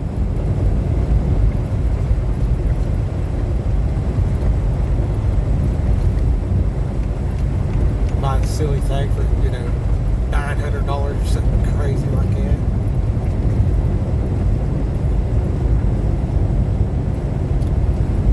You talk to them, oh yeah, I'm going to fix it up, you know, and make it look like a show truck and blah, blah, blah, or whatever. That guy's like, it's not for sale. You're like, man, that sure is not. Can I just take a picture of it? My dad had one like that, man. It just reminds me of being a kid. I just love that truck.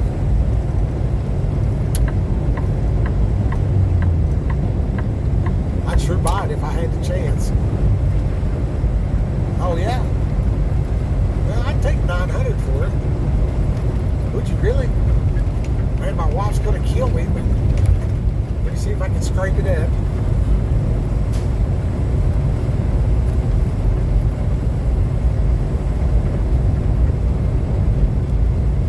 I used to buy them the little Honda cars all the time. The Hondas and like the Toyota Corolla and the Civic. I used to buy them suckers all the time off Craigslist. I'd drive that son bitch around for about a month, you know, and he'd have some kind of, you know, need a tire or something, have a little wobble in it. Put a new set of tires on it, make sure it's running good. Get it out on the highway, just hammer down on it a few times, make sure it wasn't going to give out. Then just find somebody in need. You catch somebody walking, you know. If you've never done this, you got to do this. Just when you buy the car, get the bill of sale and just sign it open. Don't sign nothing. And then, you know, put some tires on it, whatever, drive around, make sure it's a decent vehicle. Back in the day, the tag went with the car, so you didn't have to worry about none of that. And you can just call the insurance. They'll put the insurance on anything. Give the VIN number, plate number. Cool, you got insurance, right? And then drive around for about a month. Pull up to like a bus stop somewhere, or like there's always somebody in the family. Oh, well, you know, this and that, you know. And if they're way out of town, man, it's a big deal if you ain't got no car. It can really shipwreck you. Because you got to be able to get back and forth. Otherwise, you can't work. And it's just you're circling the drain at that point, you know what I mean? And the hard part is finding the person that you can prop them up with the car without them turning around and becoming some kind of spoiled brat with the windfall. You know what I mean? They're like, oh, well, you know, and somebody gave you this car or whatever like that. Now they think they're shitting on steak. And instead of do right with their check, they end up doing wrong with their check. So I learned to be like, hey, man, I'm going to give you this car, but you got to answer the phone when I call. And, you know, we got to talk about your decision making for like, you know, 45 days. You know what I mean? Like, I'm going to hire you to talk about your business randomly for about 45 days, about a month and a half.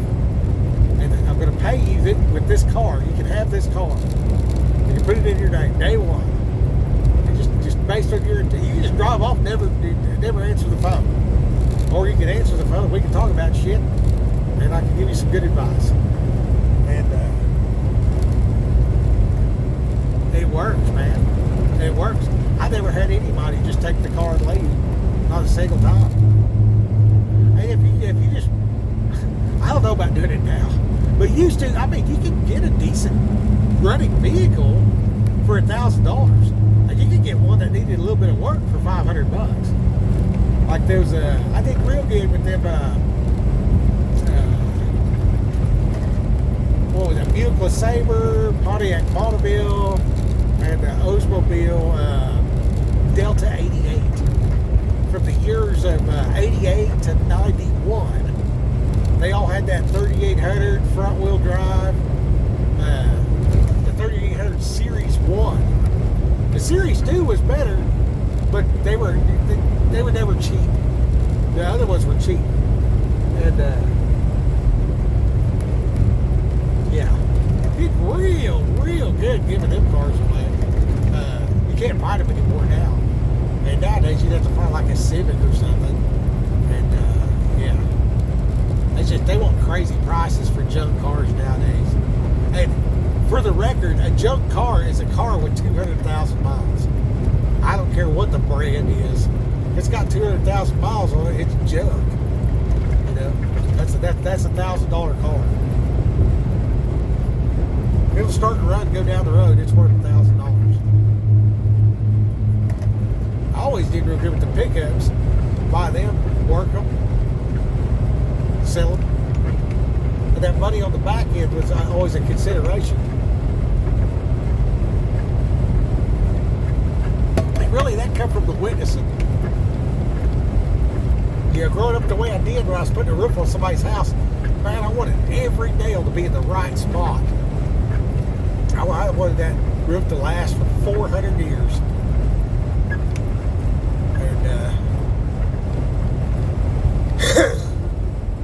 Later on, considering eternity, the thing's gone. You know, I mean, bro, if you give somebody a car, man, that's like, I mean, they're trying, they're struggling. And they give them like some freaking mentor style. You know what I mean? I just tell them what you wish somebody told you. You know what I mean? And then that person goes on to live their whole life with that as their example. You know, just like, not like the movie Godfather, but like a real Godfather. You know what I mean? Like just somebody gives a shit, you know? Got a little scratch, been there, done that, knows that you need to know, you need more mentor than you need a car to drive back and forth to work. But, you know, that shock and awe, that attention getter of, hey man, somebody just gave me this freaking car. You know, hey, somebody just gave me a house. You know what I mean? If you got somebody that's kind of, you know, in need type of deal, you know what I mean? And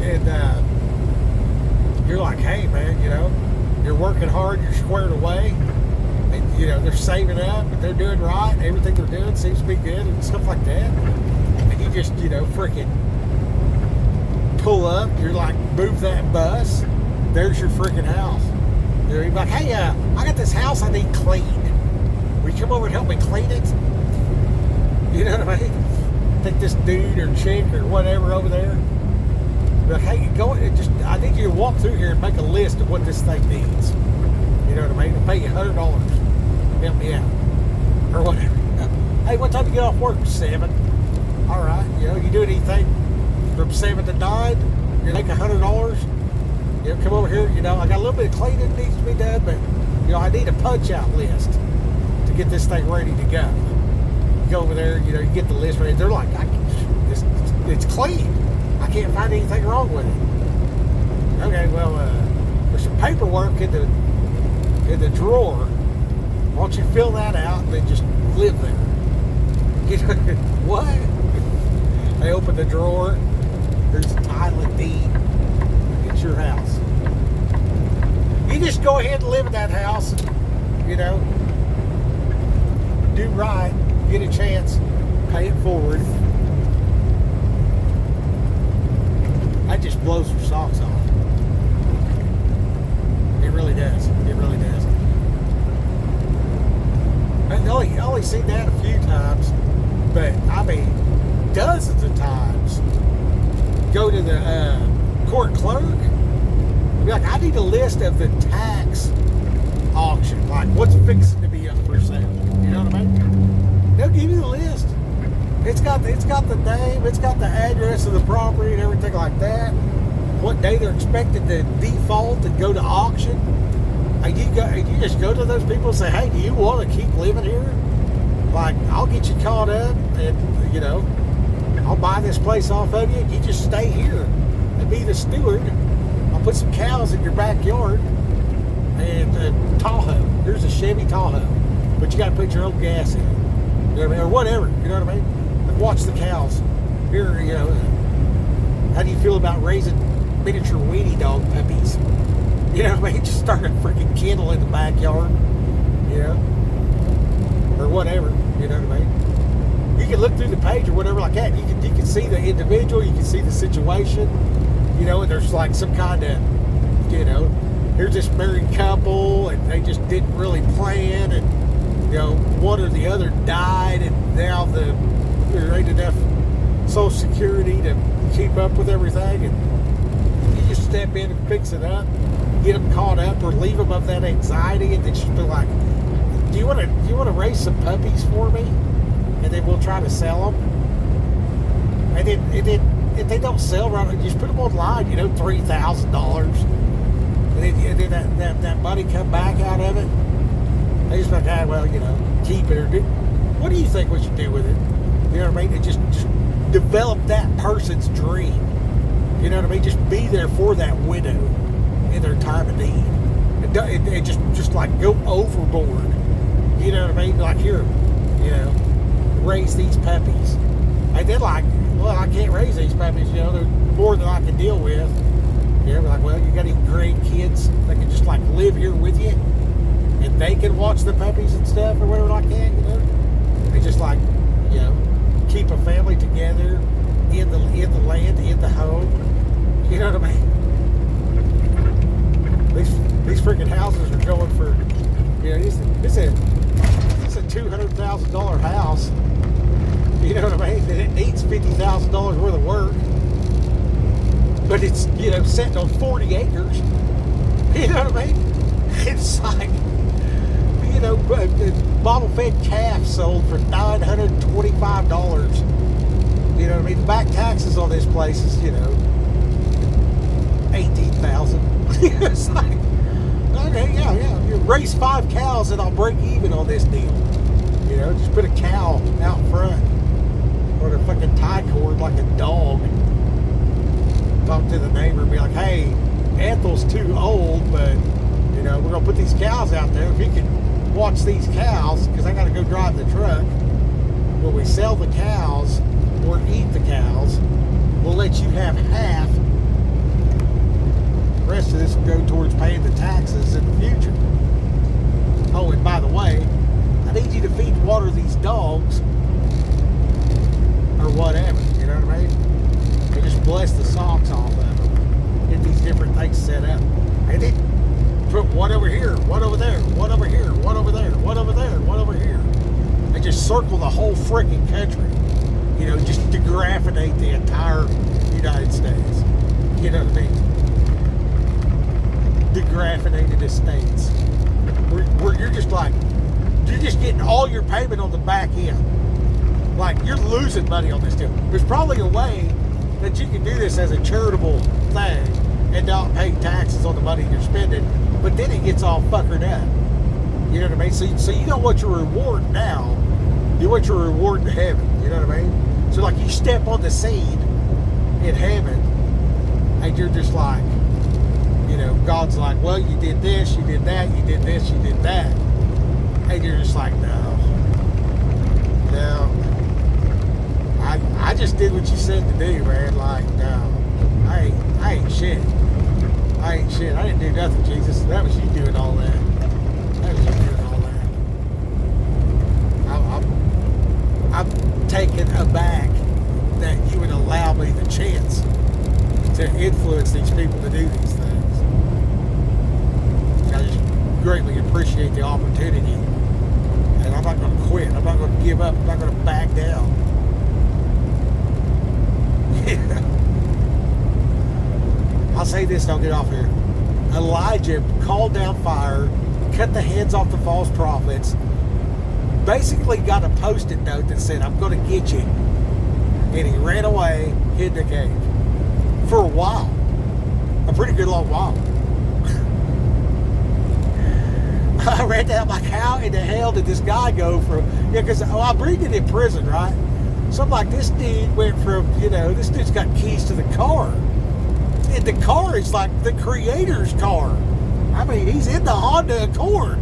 You know what I mean? And it's like, he's calling down fire on behalf of the creator of the universe. And then slaying the false prophets. Dude. And then like Jezebel's like, I'm gonna get you. And in my head it's just like whatever the ancient version of a post-it note, he got like a bad emoji. Gonna get you or whatever. And he just hauls ass. And I was just like, how can he be that tough and then run away? And then I see another part where John the Baptist is in jail and he sends this guy, he said, go talk to Jesus and say, are you really the Christ? This dude baptized Jesus. This dude knew that Jesus was the Christ and leapt in his mother's womb. Like when Elizabeth was pregnant with John, Mary showed up pregnant with Jesus, and John the Baptist leapt in her womb. He had the Holy Ghost in the womb. And then now, all this time later, slightly before he gets his head cut off in prison, he's like, are you really who you... Are you sure about this?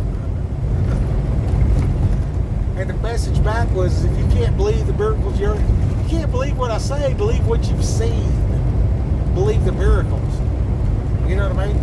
So I'll just leave you with that, man. Like, look back into your own life. You know what I mean? Like if you're really thinking about this, like, how can I lay up treasure in heaven or whatever like that? How can I get paid on the back end of this deal? You know what I mean? And depending on how you measure your wealth, that's a factor I'll leave up to you. But perfect religion is looking after widows and orphans in their time of need. So if we can get these widows running these, degrafitated homesteads, and then let the orphans stay there, dude, that's got like some super anonymity to it. And that's got some, like they developed, skunkworks developed a lot of aircraft right out in front of everybody. And nobody realized it because they were doing it right out in front of everybody. See what I'm saying? So there's like this underground to it. There's this, covert getting away with something type of deal. And then there's this, laid up treasure in heaven. So, you got your money, you got your influence. There's a roadmap right there for perfect religion, and then literally unmeasurable back end. Literally unmeasurable back end. That's eternal. Nobody can take you out of God's hand. Nobody can get rid of your reward. And then, like, what you're going in and doing it and doing it and going, and it just dawns on you, and it's just like, I don't know how to explain it, but I slept in a snowstorm and shit in a trash can today. Okay? And I know hundreds of established places where I can just walk, knock on the door, be welcomed in, and hey, we got food, we got water, what do you need? Type of deal, type of situation. And some of these people I haven't talked to in 30 years, and I can walk in there and they'll be like, oh, where you been, bro? Where have you been? Well, yeah, I drive around a little bit. Oh, just drive around like an idiot.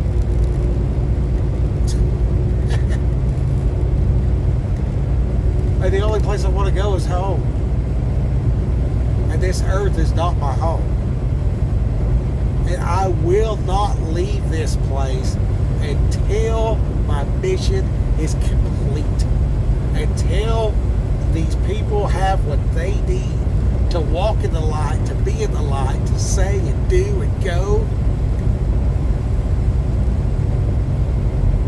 And if it's too good to believe, look at the miracles in your life. Look at what you've already come through. For real. I might be talking to somebody that's watching this that was a truck driver, and they're just sitting in a hospital bed at the end of their life, just wishing they could go for one more ride and just shoot the shit and have a road trip before they head to yonder. You know what I mean? Maybe that sky's looking a little gray. Maybe the lights are fixing to go dim, and you're on your way out of this thing. You know what I mean? And you're a little nervous. You don't know if you're going to make it or not. I will say this to you: the Bible models stuff over and over and over, and then it plays out. So we see that they would take the sacrifice and they would present it to the preacher man. And then he would watch it for 3 days. He'd check it for spots and blemishes, imperfections, any disease, scours, stuff like that, And if the sacrifice was approved, the animal was sacrificed, and that covered the sin for 1 year. It was a temporary atonement. Well, when Jesus presented himself, he had to be the high priest to be able to present himself. That's why he was in the order of the line of Melchizedek, a man with no lineage. The order of Melchizedek that superseded the Levites, So before Abram was I am, and I am had a line of priests, and Melchizedek was named among them. That line is where Jesus come from. Okay? The mentioning of the lack of lineage, that's the eternal. So he had to have the lineage on the one hand. That's Mary. That's the tribe of Judah. That's required to be legal. And then it had to be eternal. So that's the line of Melchizedek. That's going straight back to the Creator. An entity that stands outside of time, space, and matter. Okay, so the law said it had to be perfect. He was deemed sinless. He was watched for days. Found to be lacking in no area. Then he gave up the ghost and died. And then he picked his life back up. Because he is the Creator and has the power to do that. But he is not a liar. So he had to do that. Okay? And then now, the man, Emmanuel, God with us, has felt our emotions. He's been there, done that. He's walked in our shoes.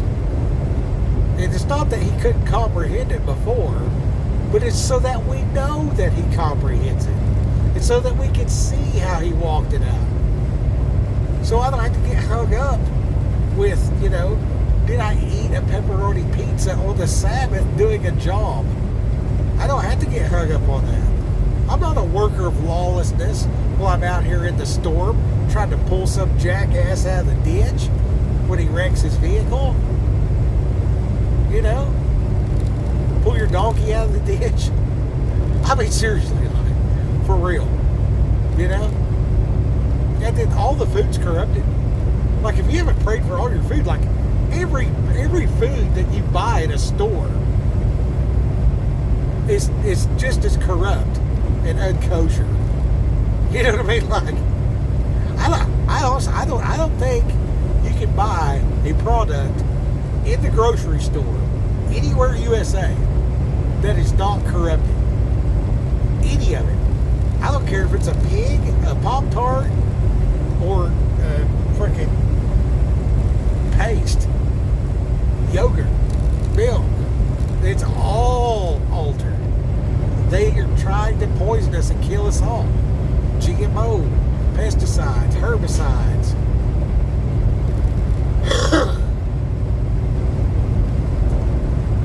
So don't get hung up on that.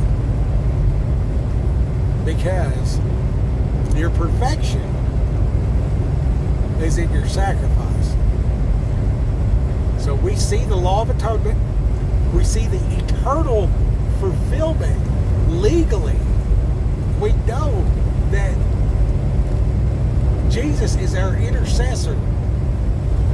When we pray to Him, when we do these things by His authority, in His name, and as we seek out, we strategize how to use our ambition to bring Him glory, He will empower us. I can do all things through Christ who strengthens me. And that's Philippians 4:13.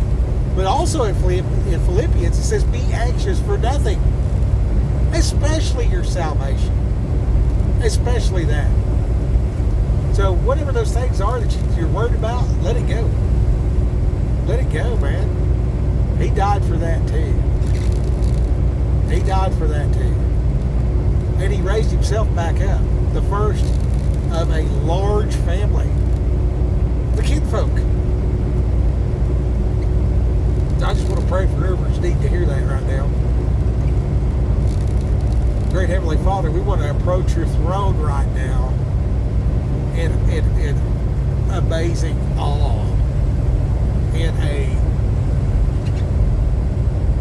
the genuine recognition that You're so much better than we can possibly imagine.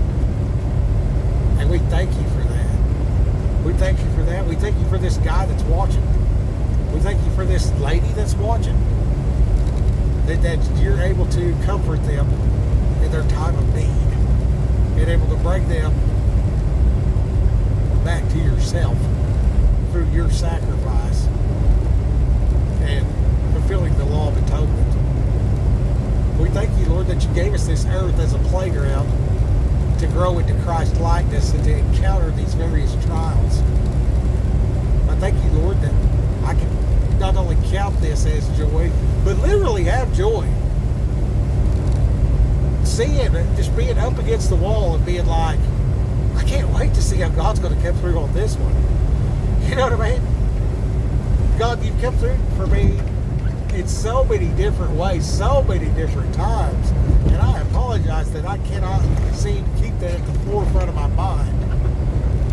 And just know that you are the King, you are on the throne, you are my Most High. And I love you. I love everything about you.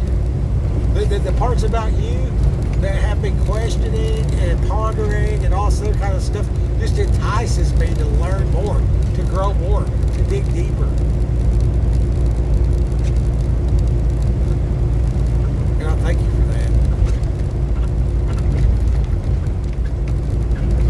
I'm excited that I'll never be bored in eternity because I'll never know it all. And there's always going to be more. And I thank you for that.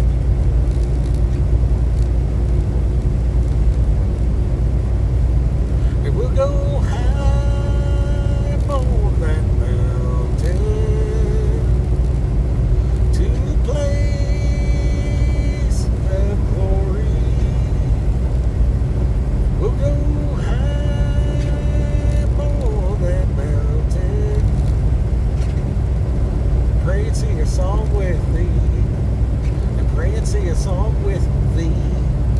And pray and sing a song with thee. Creator of the universe, lover of my soul, the great physician, the great counselor, the great I am. Your mercy and splendor leaves me in a constant state oh man, I just get a smile on my face.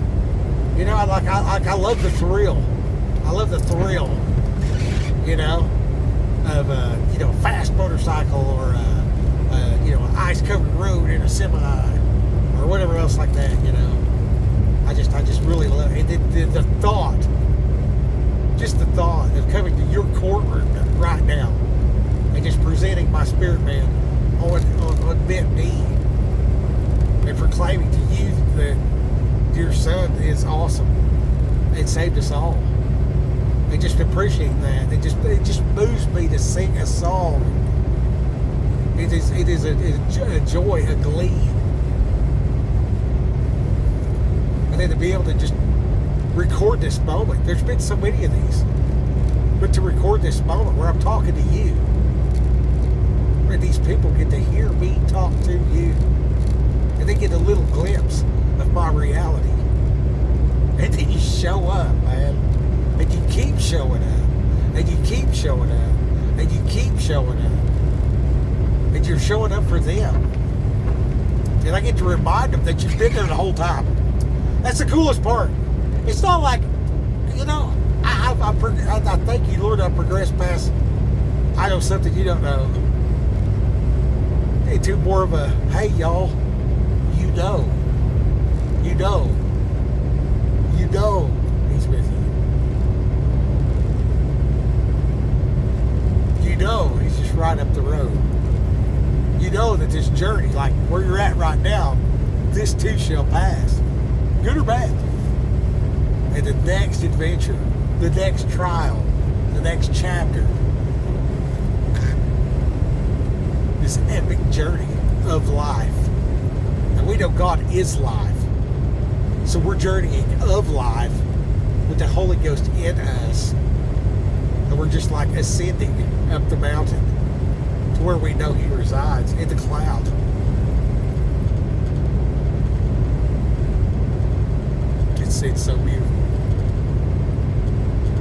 so beautiful. And he does this. God, you do so much for me right now. And allow me to show these others what I see. Father, do you know that people watch this and think that I'm on psychic drugs or whatever you call the mushrooms and the PCPs and all that kind of stuff? And people really think that I'm just like having to break down an episode of whatever. But right now, with this video, they can see what I see. And with me explaining it to them and talking about it, they're starting to understand my perspective. I don't see just a little bit of rain at the top of a hill. I know God is living with me at all times, every step of the way. I know that right now, in the spirit, I'm on my knees before the King, before the courtyard of the Creator right now. I'm right here driving this truck, and I'm right there right now. This video is making an audience. In the spirit, there's an audience. And in this truck right here, right now, amongst myself, is an audience.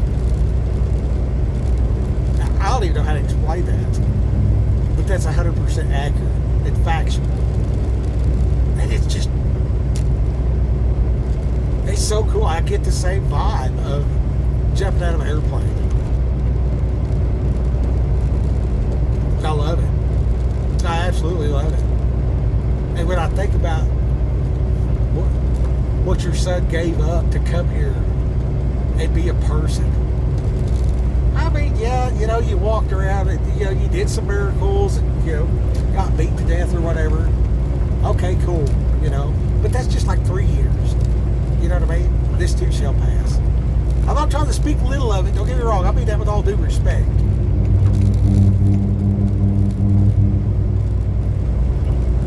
But God, Jesus, give him your presence to come here to do that. He gave up your presence. He could have just went right to you.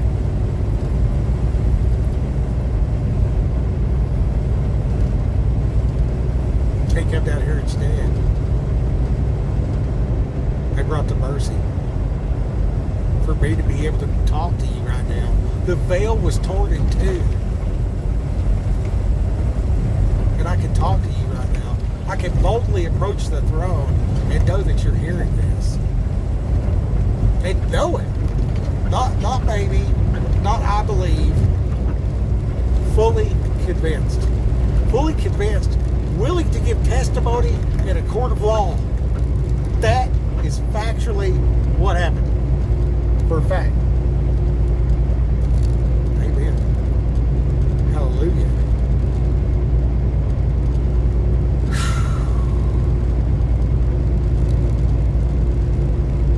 Thank you for what you gave up to be here with us and to go through that.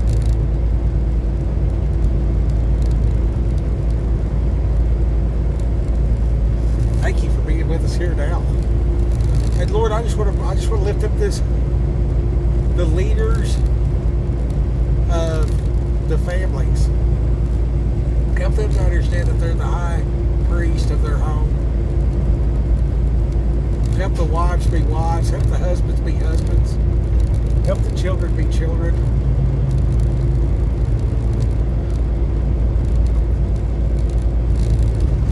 I just pray for leadership to be wise. I pray mercy upon them and wisdom. I ask God, will you please forgive us for tolerating the sin and all the evil that goes on.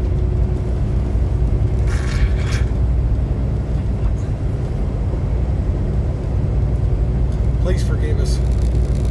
Please help us. Please strengthen us.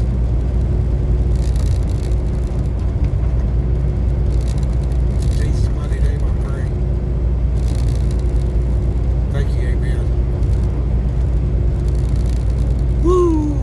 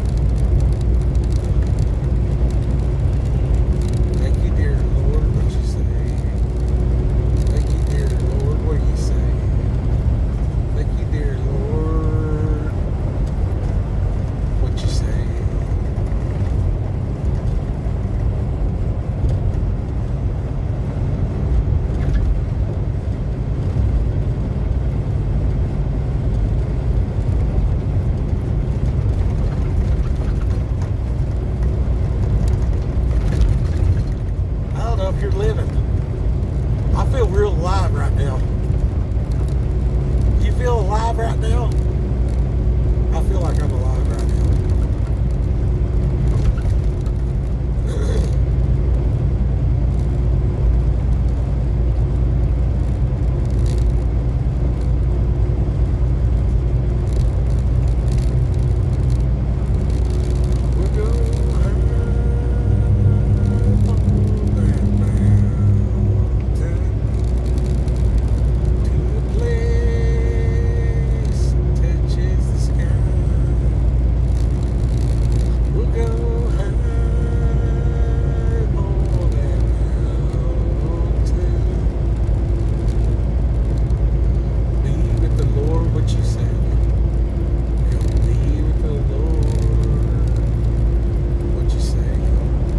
What'd she say? You want to go or not?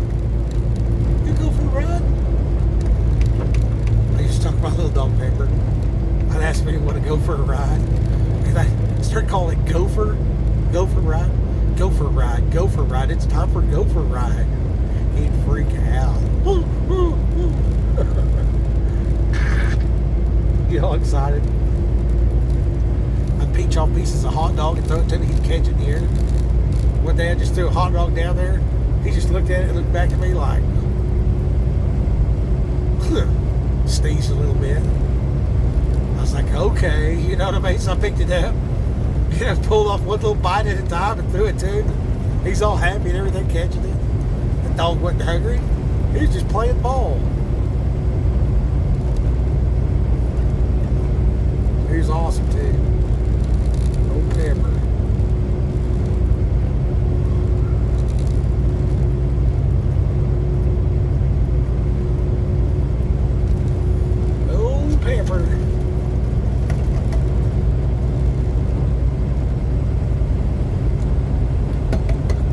We got that dog there at the house now.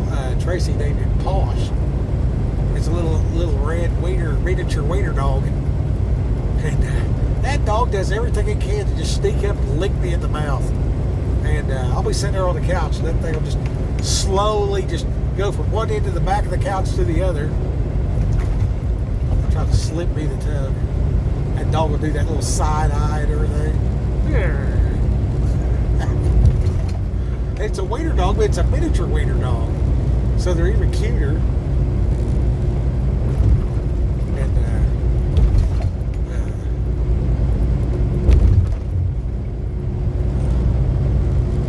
I called her something. I can't remember. It was like a Le Poche de Graf de la Pup. I started calling her that. And Tracy's like, what did you call that dog? I was like, Le Poche de Graf de la Pup. I don't even know where it comes from. I made a video like earlier today and posted it, and like the title was homogeneous. I don't know. Something like that. I don't even remember the name of the word now. And I just typed it in there because I knew I was supposed to. And then I looked it up after the fact, and it was like how your body regulates temperature, and you know how insulin and stuff does right to keep you right in between not too hot, not too cold. Homeostasis. I looked that word up after I titled that video. Like I got the word, I titled the video that, and then I looked it up on the other device. I was like, oh, that's cool. Yeah, I can see. I can see how that works out, you know, because I'm driving on an ice road, and the guy preaching was talking about trust God.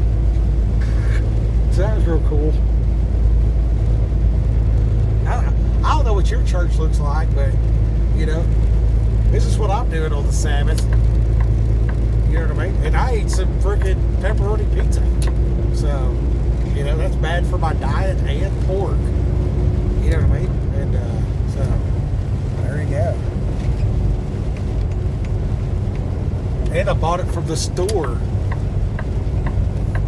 Somebody else cooked it.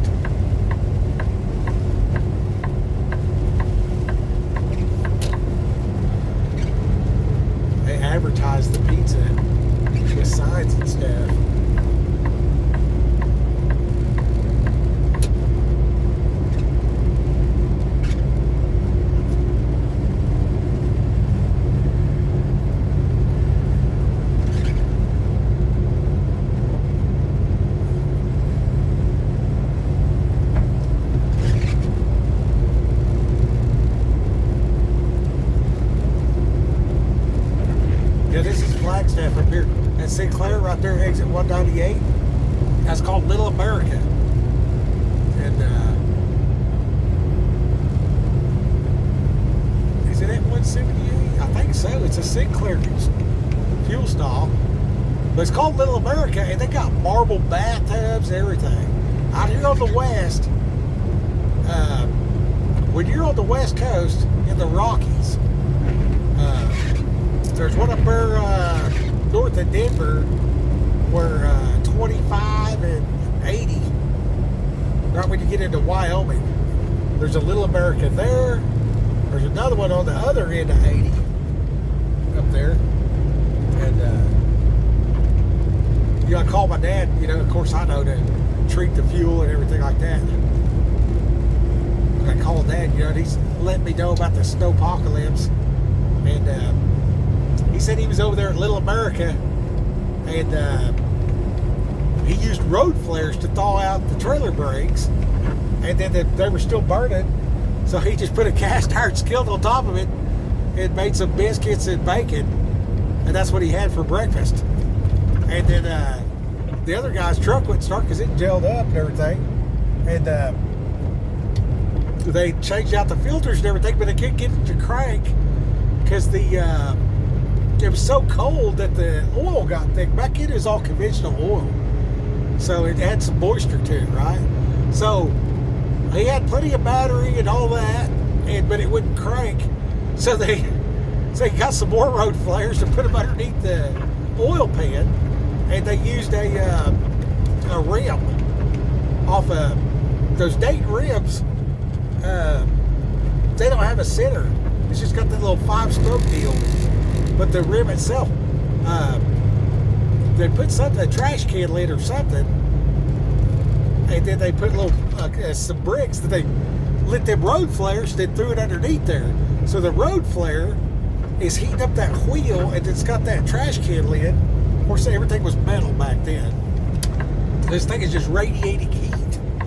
They go in the store, and they're in there, shooting the shit or whatever. They come back out about 30 minutes later, and Dick gets in there, hits the switch, the truck just starts like it ain't nothing. Look down, and the oil and the water and everything was already up to like 100 degrees off of that. So I thought, man, ain't that something? Ain't that something? Road flares. I was like, I never would have thought of that. You know what I mean? And you got like sterno and stuff like that.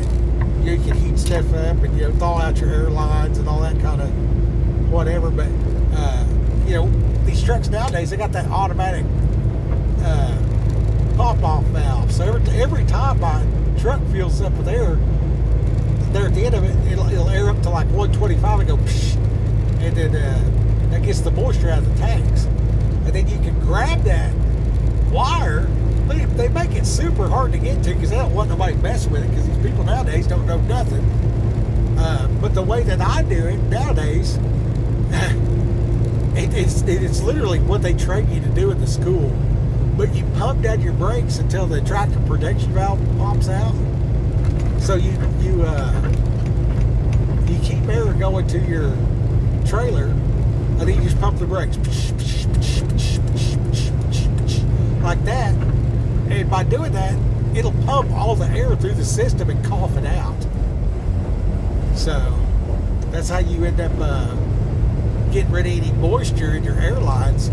So like up here on Flag, it's 46 degrees, so I ain't got to worry about it. But yesterday when I was driving, it was 19. But yesterday, early in the day, it was about 34. So before it got cold, I was hooked up to this trailer, waiting on the guy to come fix the lights. I pumped down all the way to empty on my air tanks, sat there with it idling, let it fill back up, pumped it down, and just did that about 3 times. And then last night when I stopped, I pumped it down, and then when I started up today, or when I started out my day, I never turned it off. This truck's been running for like 36 hours, and I just pumped it until it popped out the protection valve, let it set. Okay, you're supposed to be doing that every day, for your pre-trip and post-trip. But these guys don't do it. And then they think that they're making us do it by having us take pictures. And I noticed the guys taking pictures never kick the tires or nothing like that. And that's unfortunate. It really is. And I know that we're going to have to stop up here at this brake check situation. And I think I'm going to slide my tandems back forward because I'm stretched out and there ain't no more ice. I was concerned that there might be snow and ice up on top of this hill, but obviously there is not. So you're supposed to check your brakes before you go down the hill anyway. So I'm going to pull the latch, slide the tandems, lock my pins in tight, and head off down the hill that way, knowing that I'm 100% right as rain. So that's me doing my part, you know. I trust God to do His part. I should in turn do my part. Seems like it makes sense.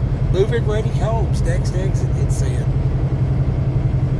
So if you want to live in Arizona but enjoy cold weather, this is the place to be. Hey, there's an old timer out here. Maybe I'll stop by there. Maybe I'll stop by there and take some pictures and stuff. Let everybody know where the old timer's at. He was the one that told me that Satan made coffee. As I take a drink of coffee. I really need to quit drinking coffee. I really do. I know that it's wearing out my adrenal system. It would be out of whack. It's just a crutch that I don't need.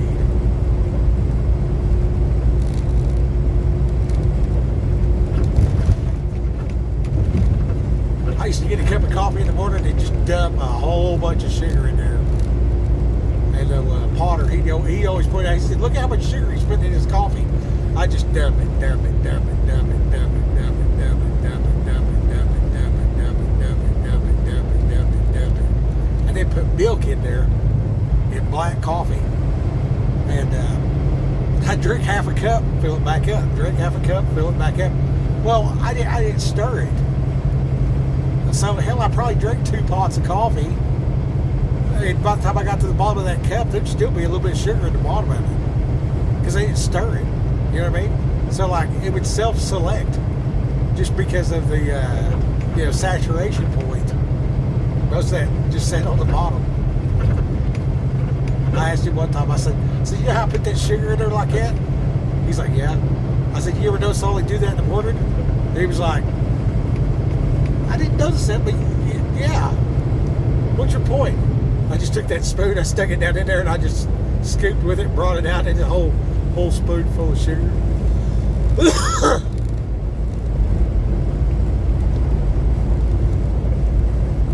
I don't know what that's got to do with anything.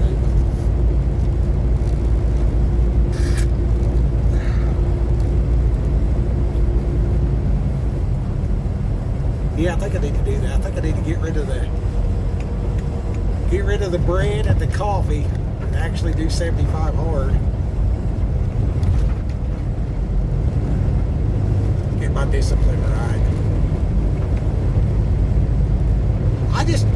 Man, it's hard for me to read a book that's not the Bible. I pick up a book to read it because I don't read very much. So when I do read, I feel like it should be the Bible. And if it's something else, I feel like I'm cheating on Jesus.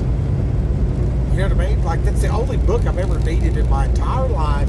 It's the only one that does not lie to me. I can let my guard down and just be like, okay, you know. Don't eat pork. Check. Got a freaking slice of pepperoni pizza right here beside me.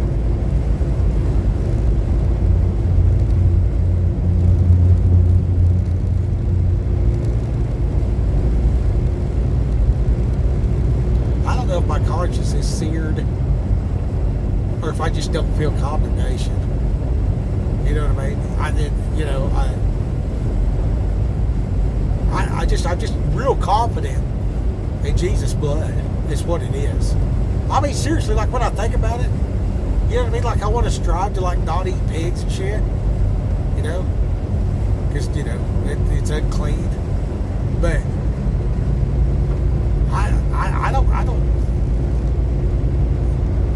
I don't feel any conviction about it, to be honest with you. I mean, I don't. I really don't. There's so much bigger fish to fry in the world, you know. And I read in there, it's like you should have done the first without forgetting to do the other.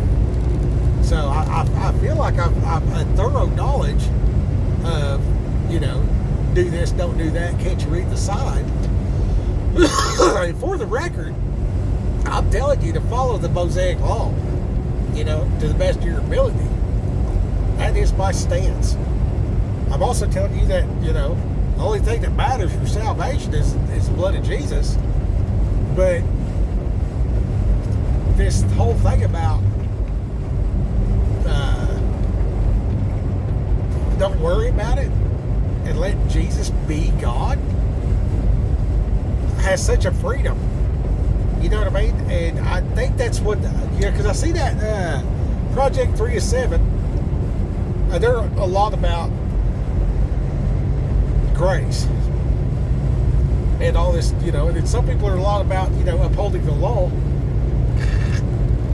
I'm pretty sure you're supposed to do both. I mean, I'm convinced. I really am. That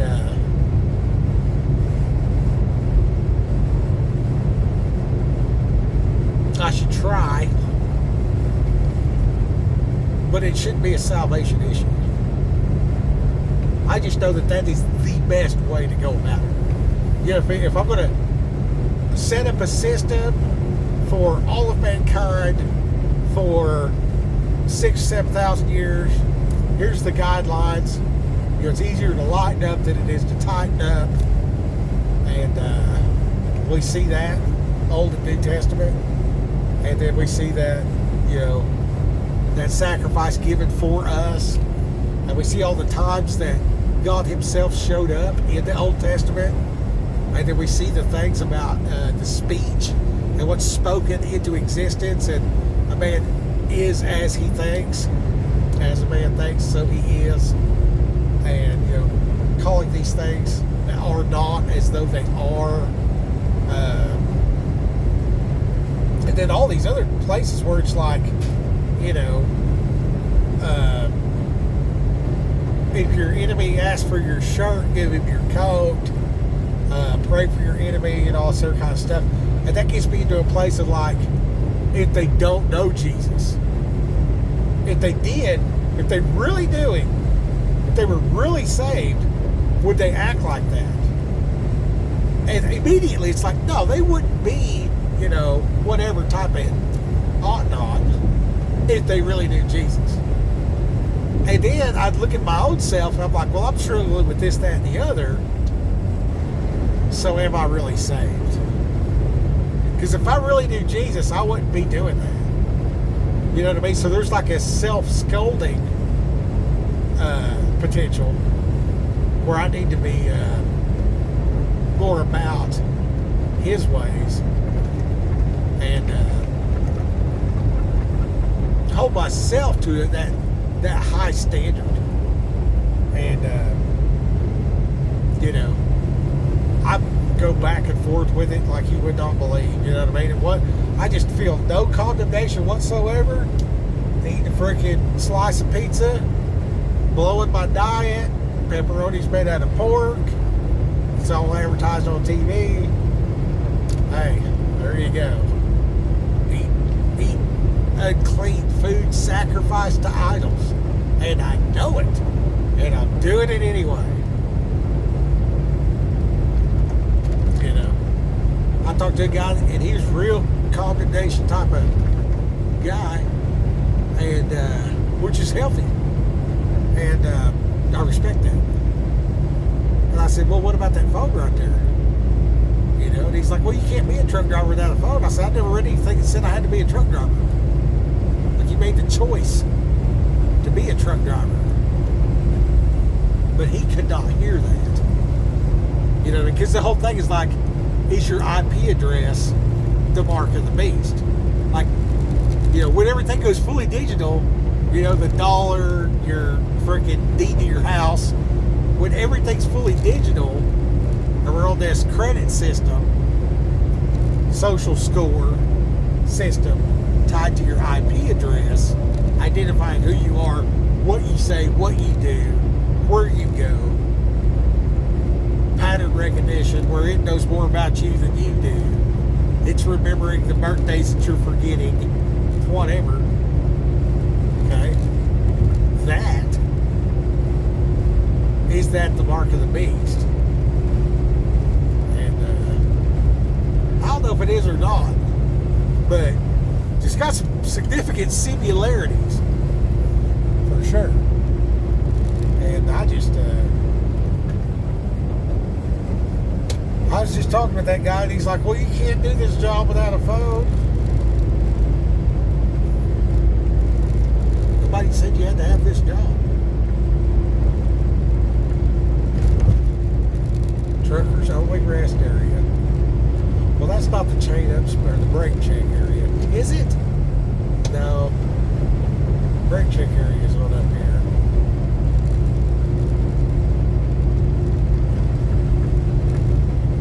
It says trucks only. Then the sign says cars go this way, trucks only this way.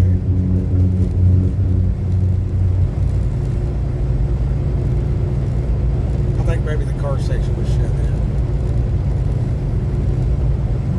Outdoor Adventure Park.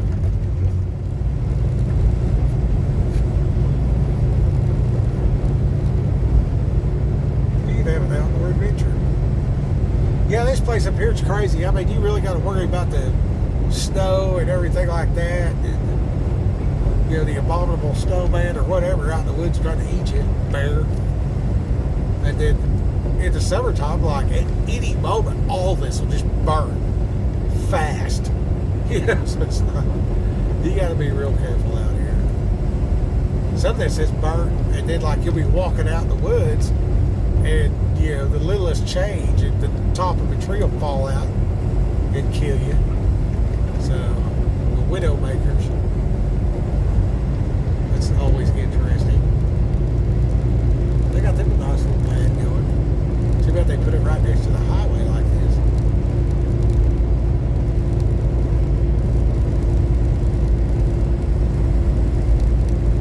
See that on that fence? It gets to keep the rocks up there.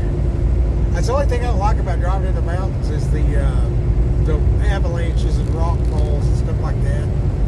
I really don't like that. Two things I don't like: that and bridge collapses. So, like in the spring with the spring rains and the snow melt and all that, you got all this erosion. You're just cruising along. Oop! Bridge fell out from underneath me. Side of the road caved off. Yeah. You're just driving there. Oh, that's pretty. Next thing you know, you're just like taking the plunge. Don't like that.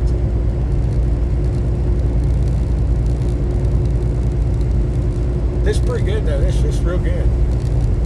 We're about to start the downhill. I think the chain up spot's just like right here somewhere. I should have already come across it. Generally, this is the wet side. So the fact that it was wet on the other side, not on this side, means that the western air is dry, which is good. It's 41 degrees, so it don't matter as far as that goes.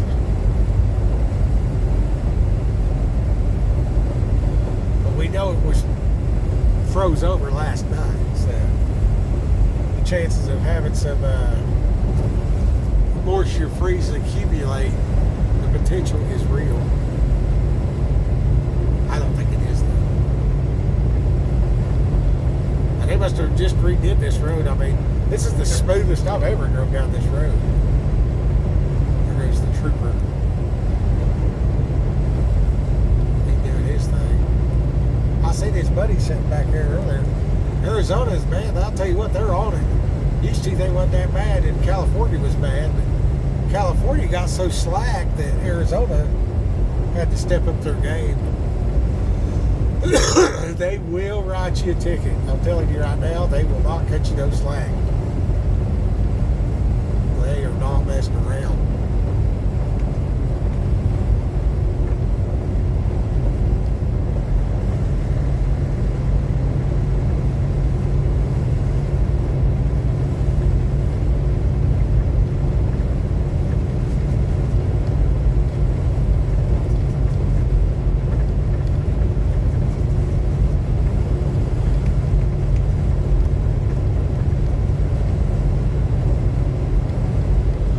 crazy how you can go from the desert to, hardwood forest. It's liable to be like this any time of the year. I've been down in Arizona and it's 110. And they get up on top of the hill up here and it'd be snowing. And I mean knee deep everywhere. Just wild. You never know. You never know. And I mean, it might change. They'll call for, 70-degree weather. Grab a load coming out this way, leave Oklahoma. By the time you get out here, knee-deep snow. It's like June the 3rd. It's hot everywhere. Freaking snow up here. Chain law in effect. What?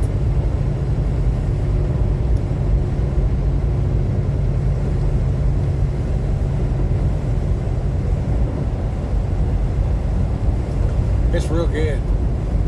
It's real good to be just driving out through here. I like it.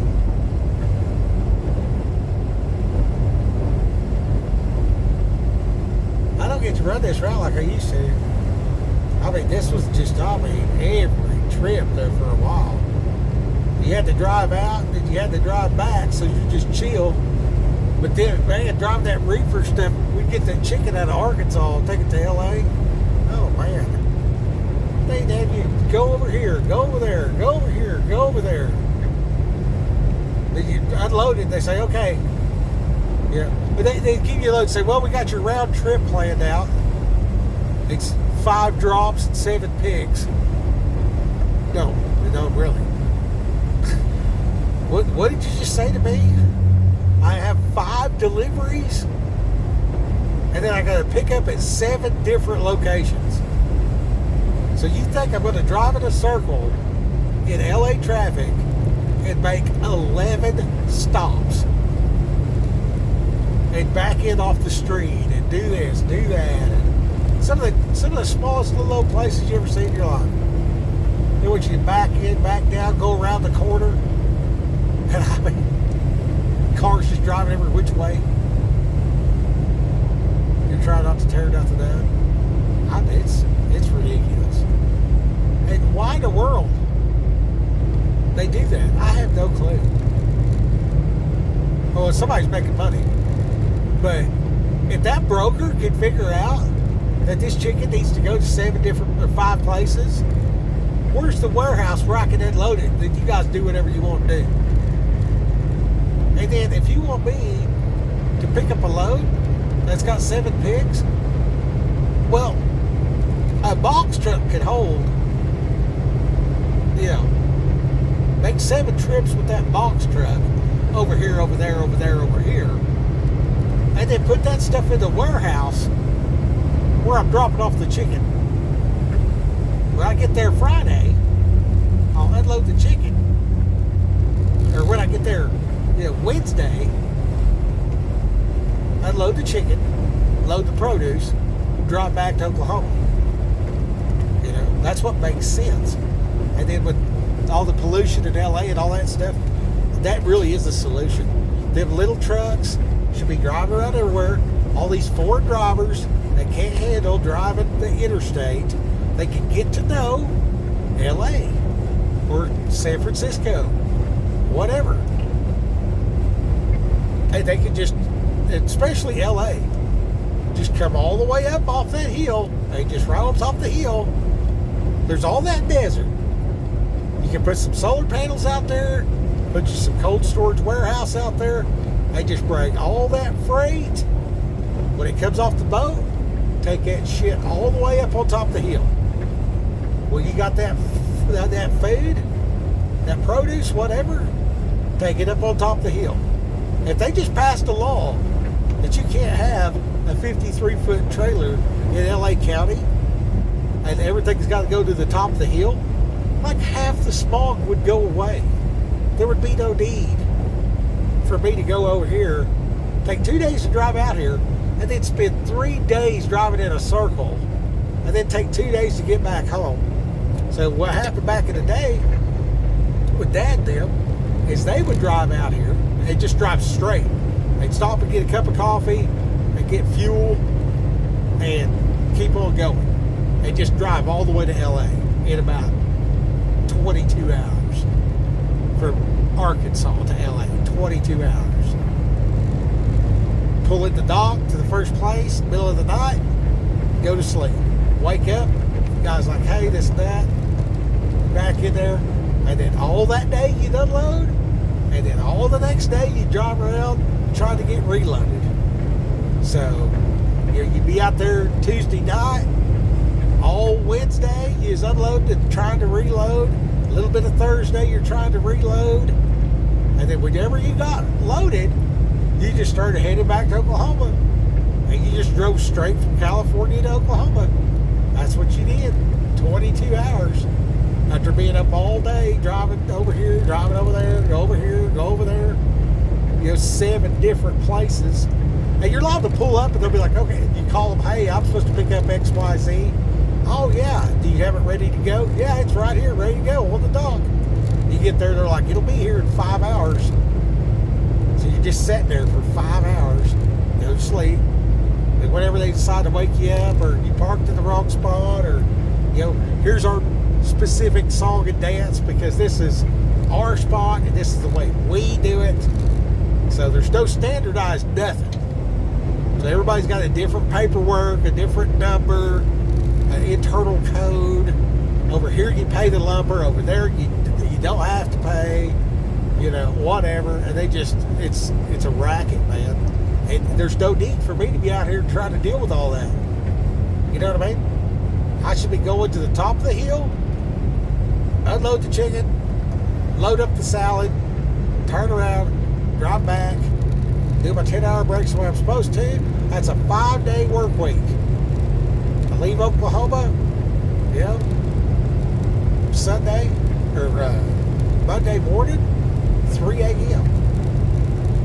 I'm in the dock Wednesday, unload, reload, head back. By Friday, I've made all my deliveries in Oklahoma. Done. Go home. 34-hour break. Go grab a load of chicken out of Arkansas. Do it again. That makes sense. Why nobody's done that? I have no idea. I have no clue why they do that. There's at least 500 semi-trucks every week that drive in a circle in LA that's bringing chicken from Arkansas to LA every week. And those 500 trucks for 2 days are just driving in a circle around down there. And there's no reason. There's no reason whatsoever. And a regular gasoline motor having freaking U-Haul looking truck could get that produce, throw it in the back, take it to the top of the hill and drop it off. And that could be the same guy that's bringing it out of the field. You harvest the freaking blackberries in Oxnard, California. Put it in your little truck, drive it to the top of the hill. End of story. So that's all it takes. You need a distributor at the top of the hill that buys chicken and sells salad. Instead of having 13 middlemen, pay them $75 over here, pay them $80 over here, pay them $100 here, $20 there, $40 there. You know what I mean? It's just a matter of restructuring what's going on. That's all you got to do. Instead of having me standing out there talking to Pedro, I don't speak English. I don't speak Japanese. I don't speak Korean. I don't know what they're doing. I don't know what they're trying to get me to do.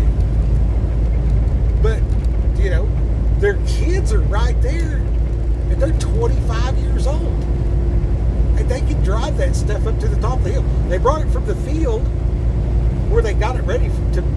It's all in cases. And they're putting it in a warehouse in LA instead of putting it in a warehouse up on top of the hill. I mean, yeah, that's, a 50-mile round trip, sure. But you should do that in a U-Haul, not have a semi-truck driving, in a circle, doing all that. I guess it's a good thing I stayed stretched out. It looks like it is getting snotty.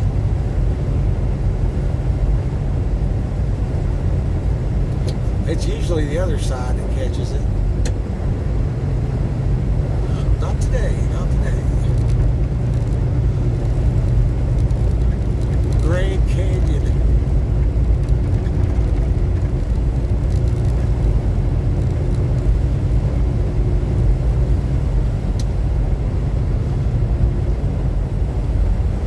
We better take it easy. I just got a feeling I better take it easy.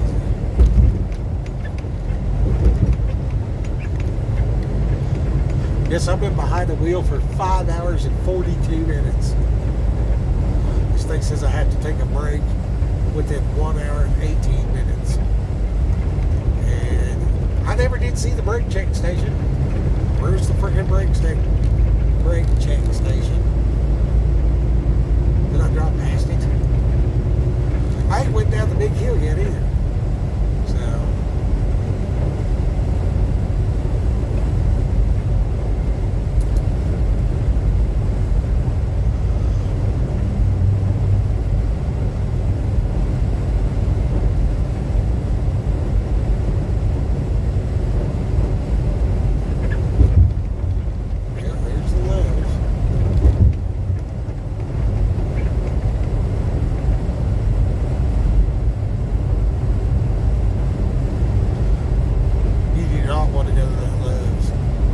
maybe in a car, but not in a truck. Do not. I mean, they got holes the size of a freaking Volkswagen Beetle. Big holes. Looks like artillery practice out there. Used to be. Although this road right here used to be rough as a cob too. I'm impressed. This is the, in my 46 years on this planet, this is the smoothest ride I've ever had coming down through here. They really got her done.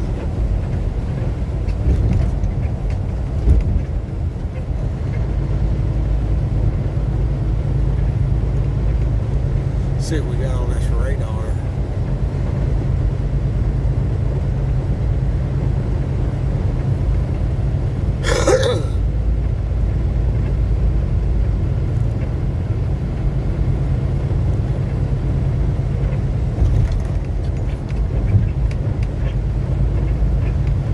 Coming down.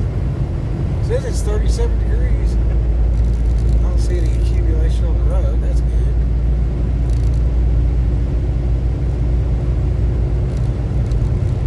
That's Flagstaff for you. Starting to accumulate a little bit.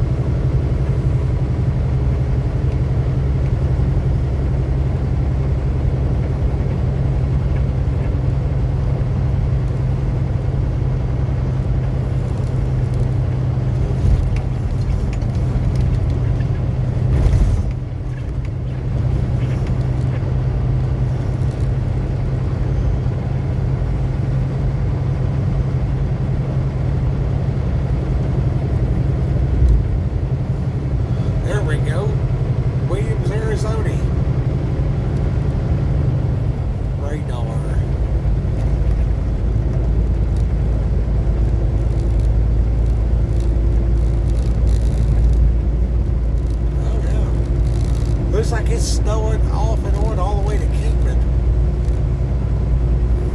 See it? That's a little device. You gotta be able to use all your tools.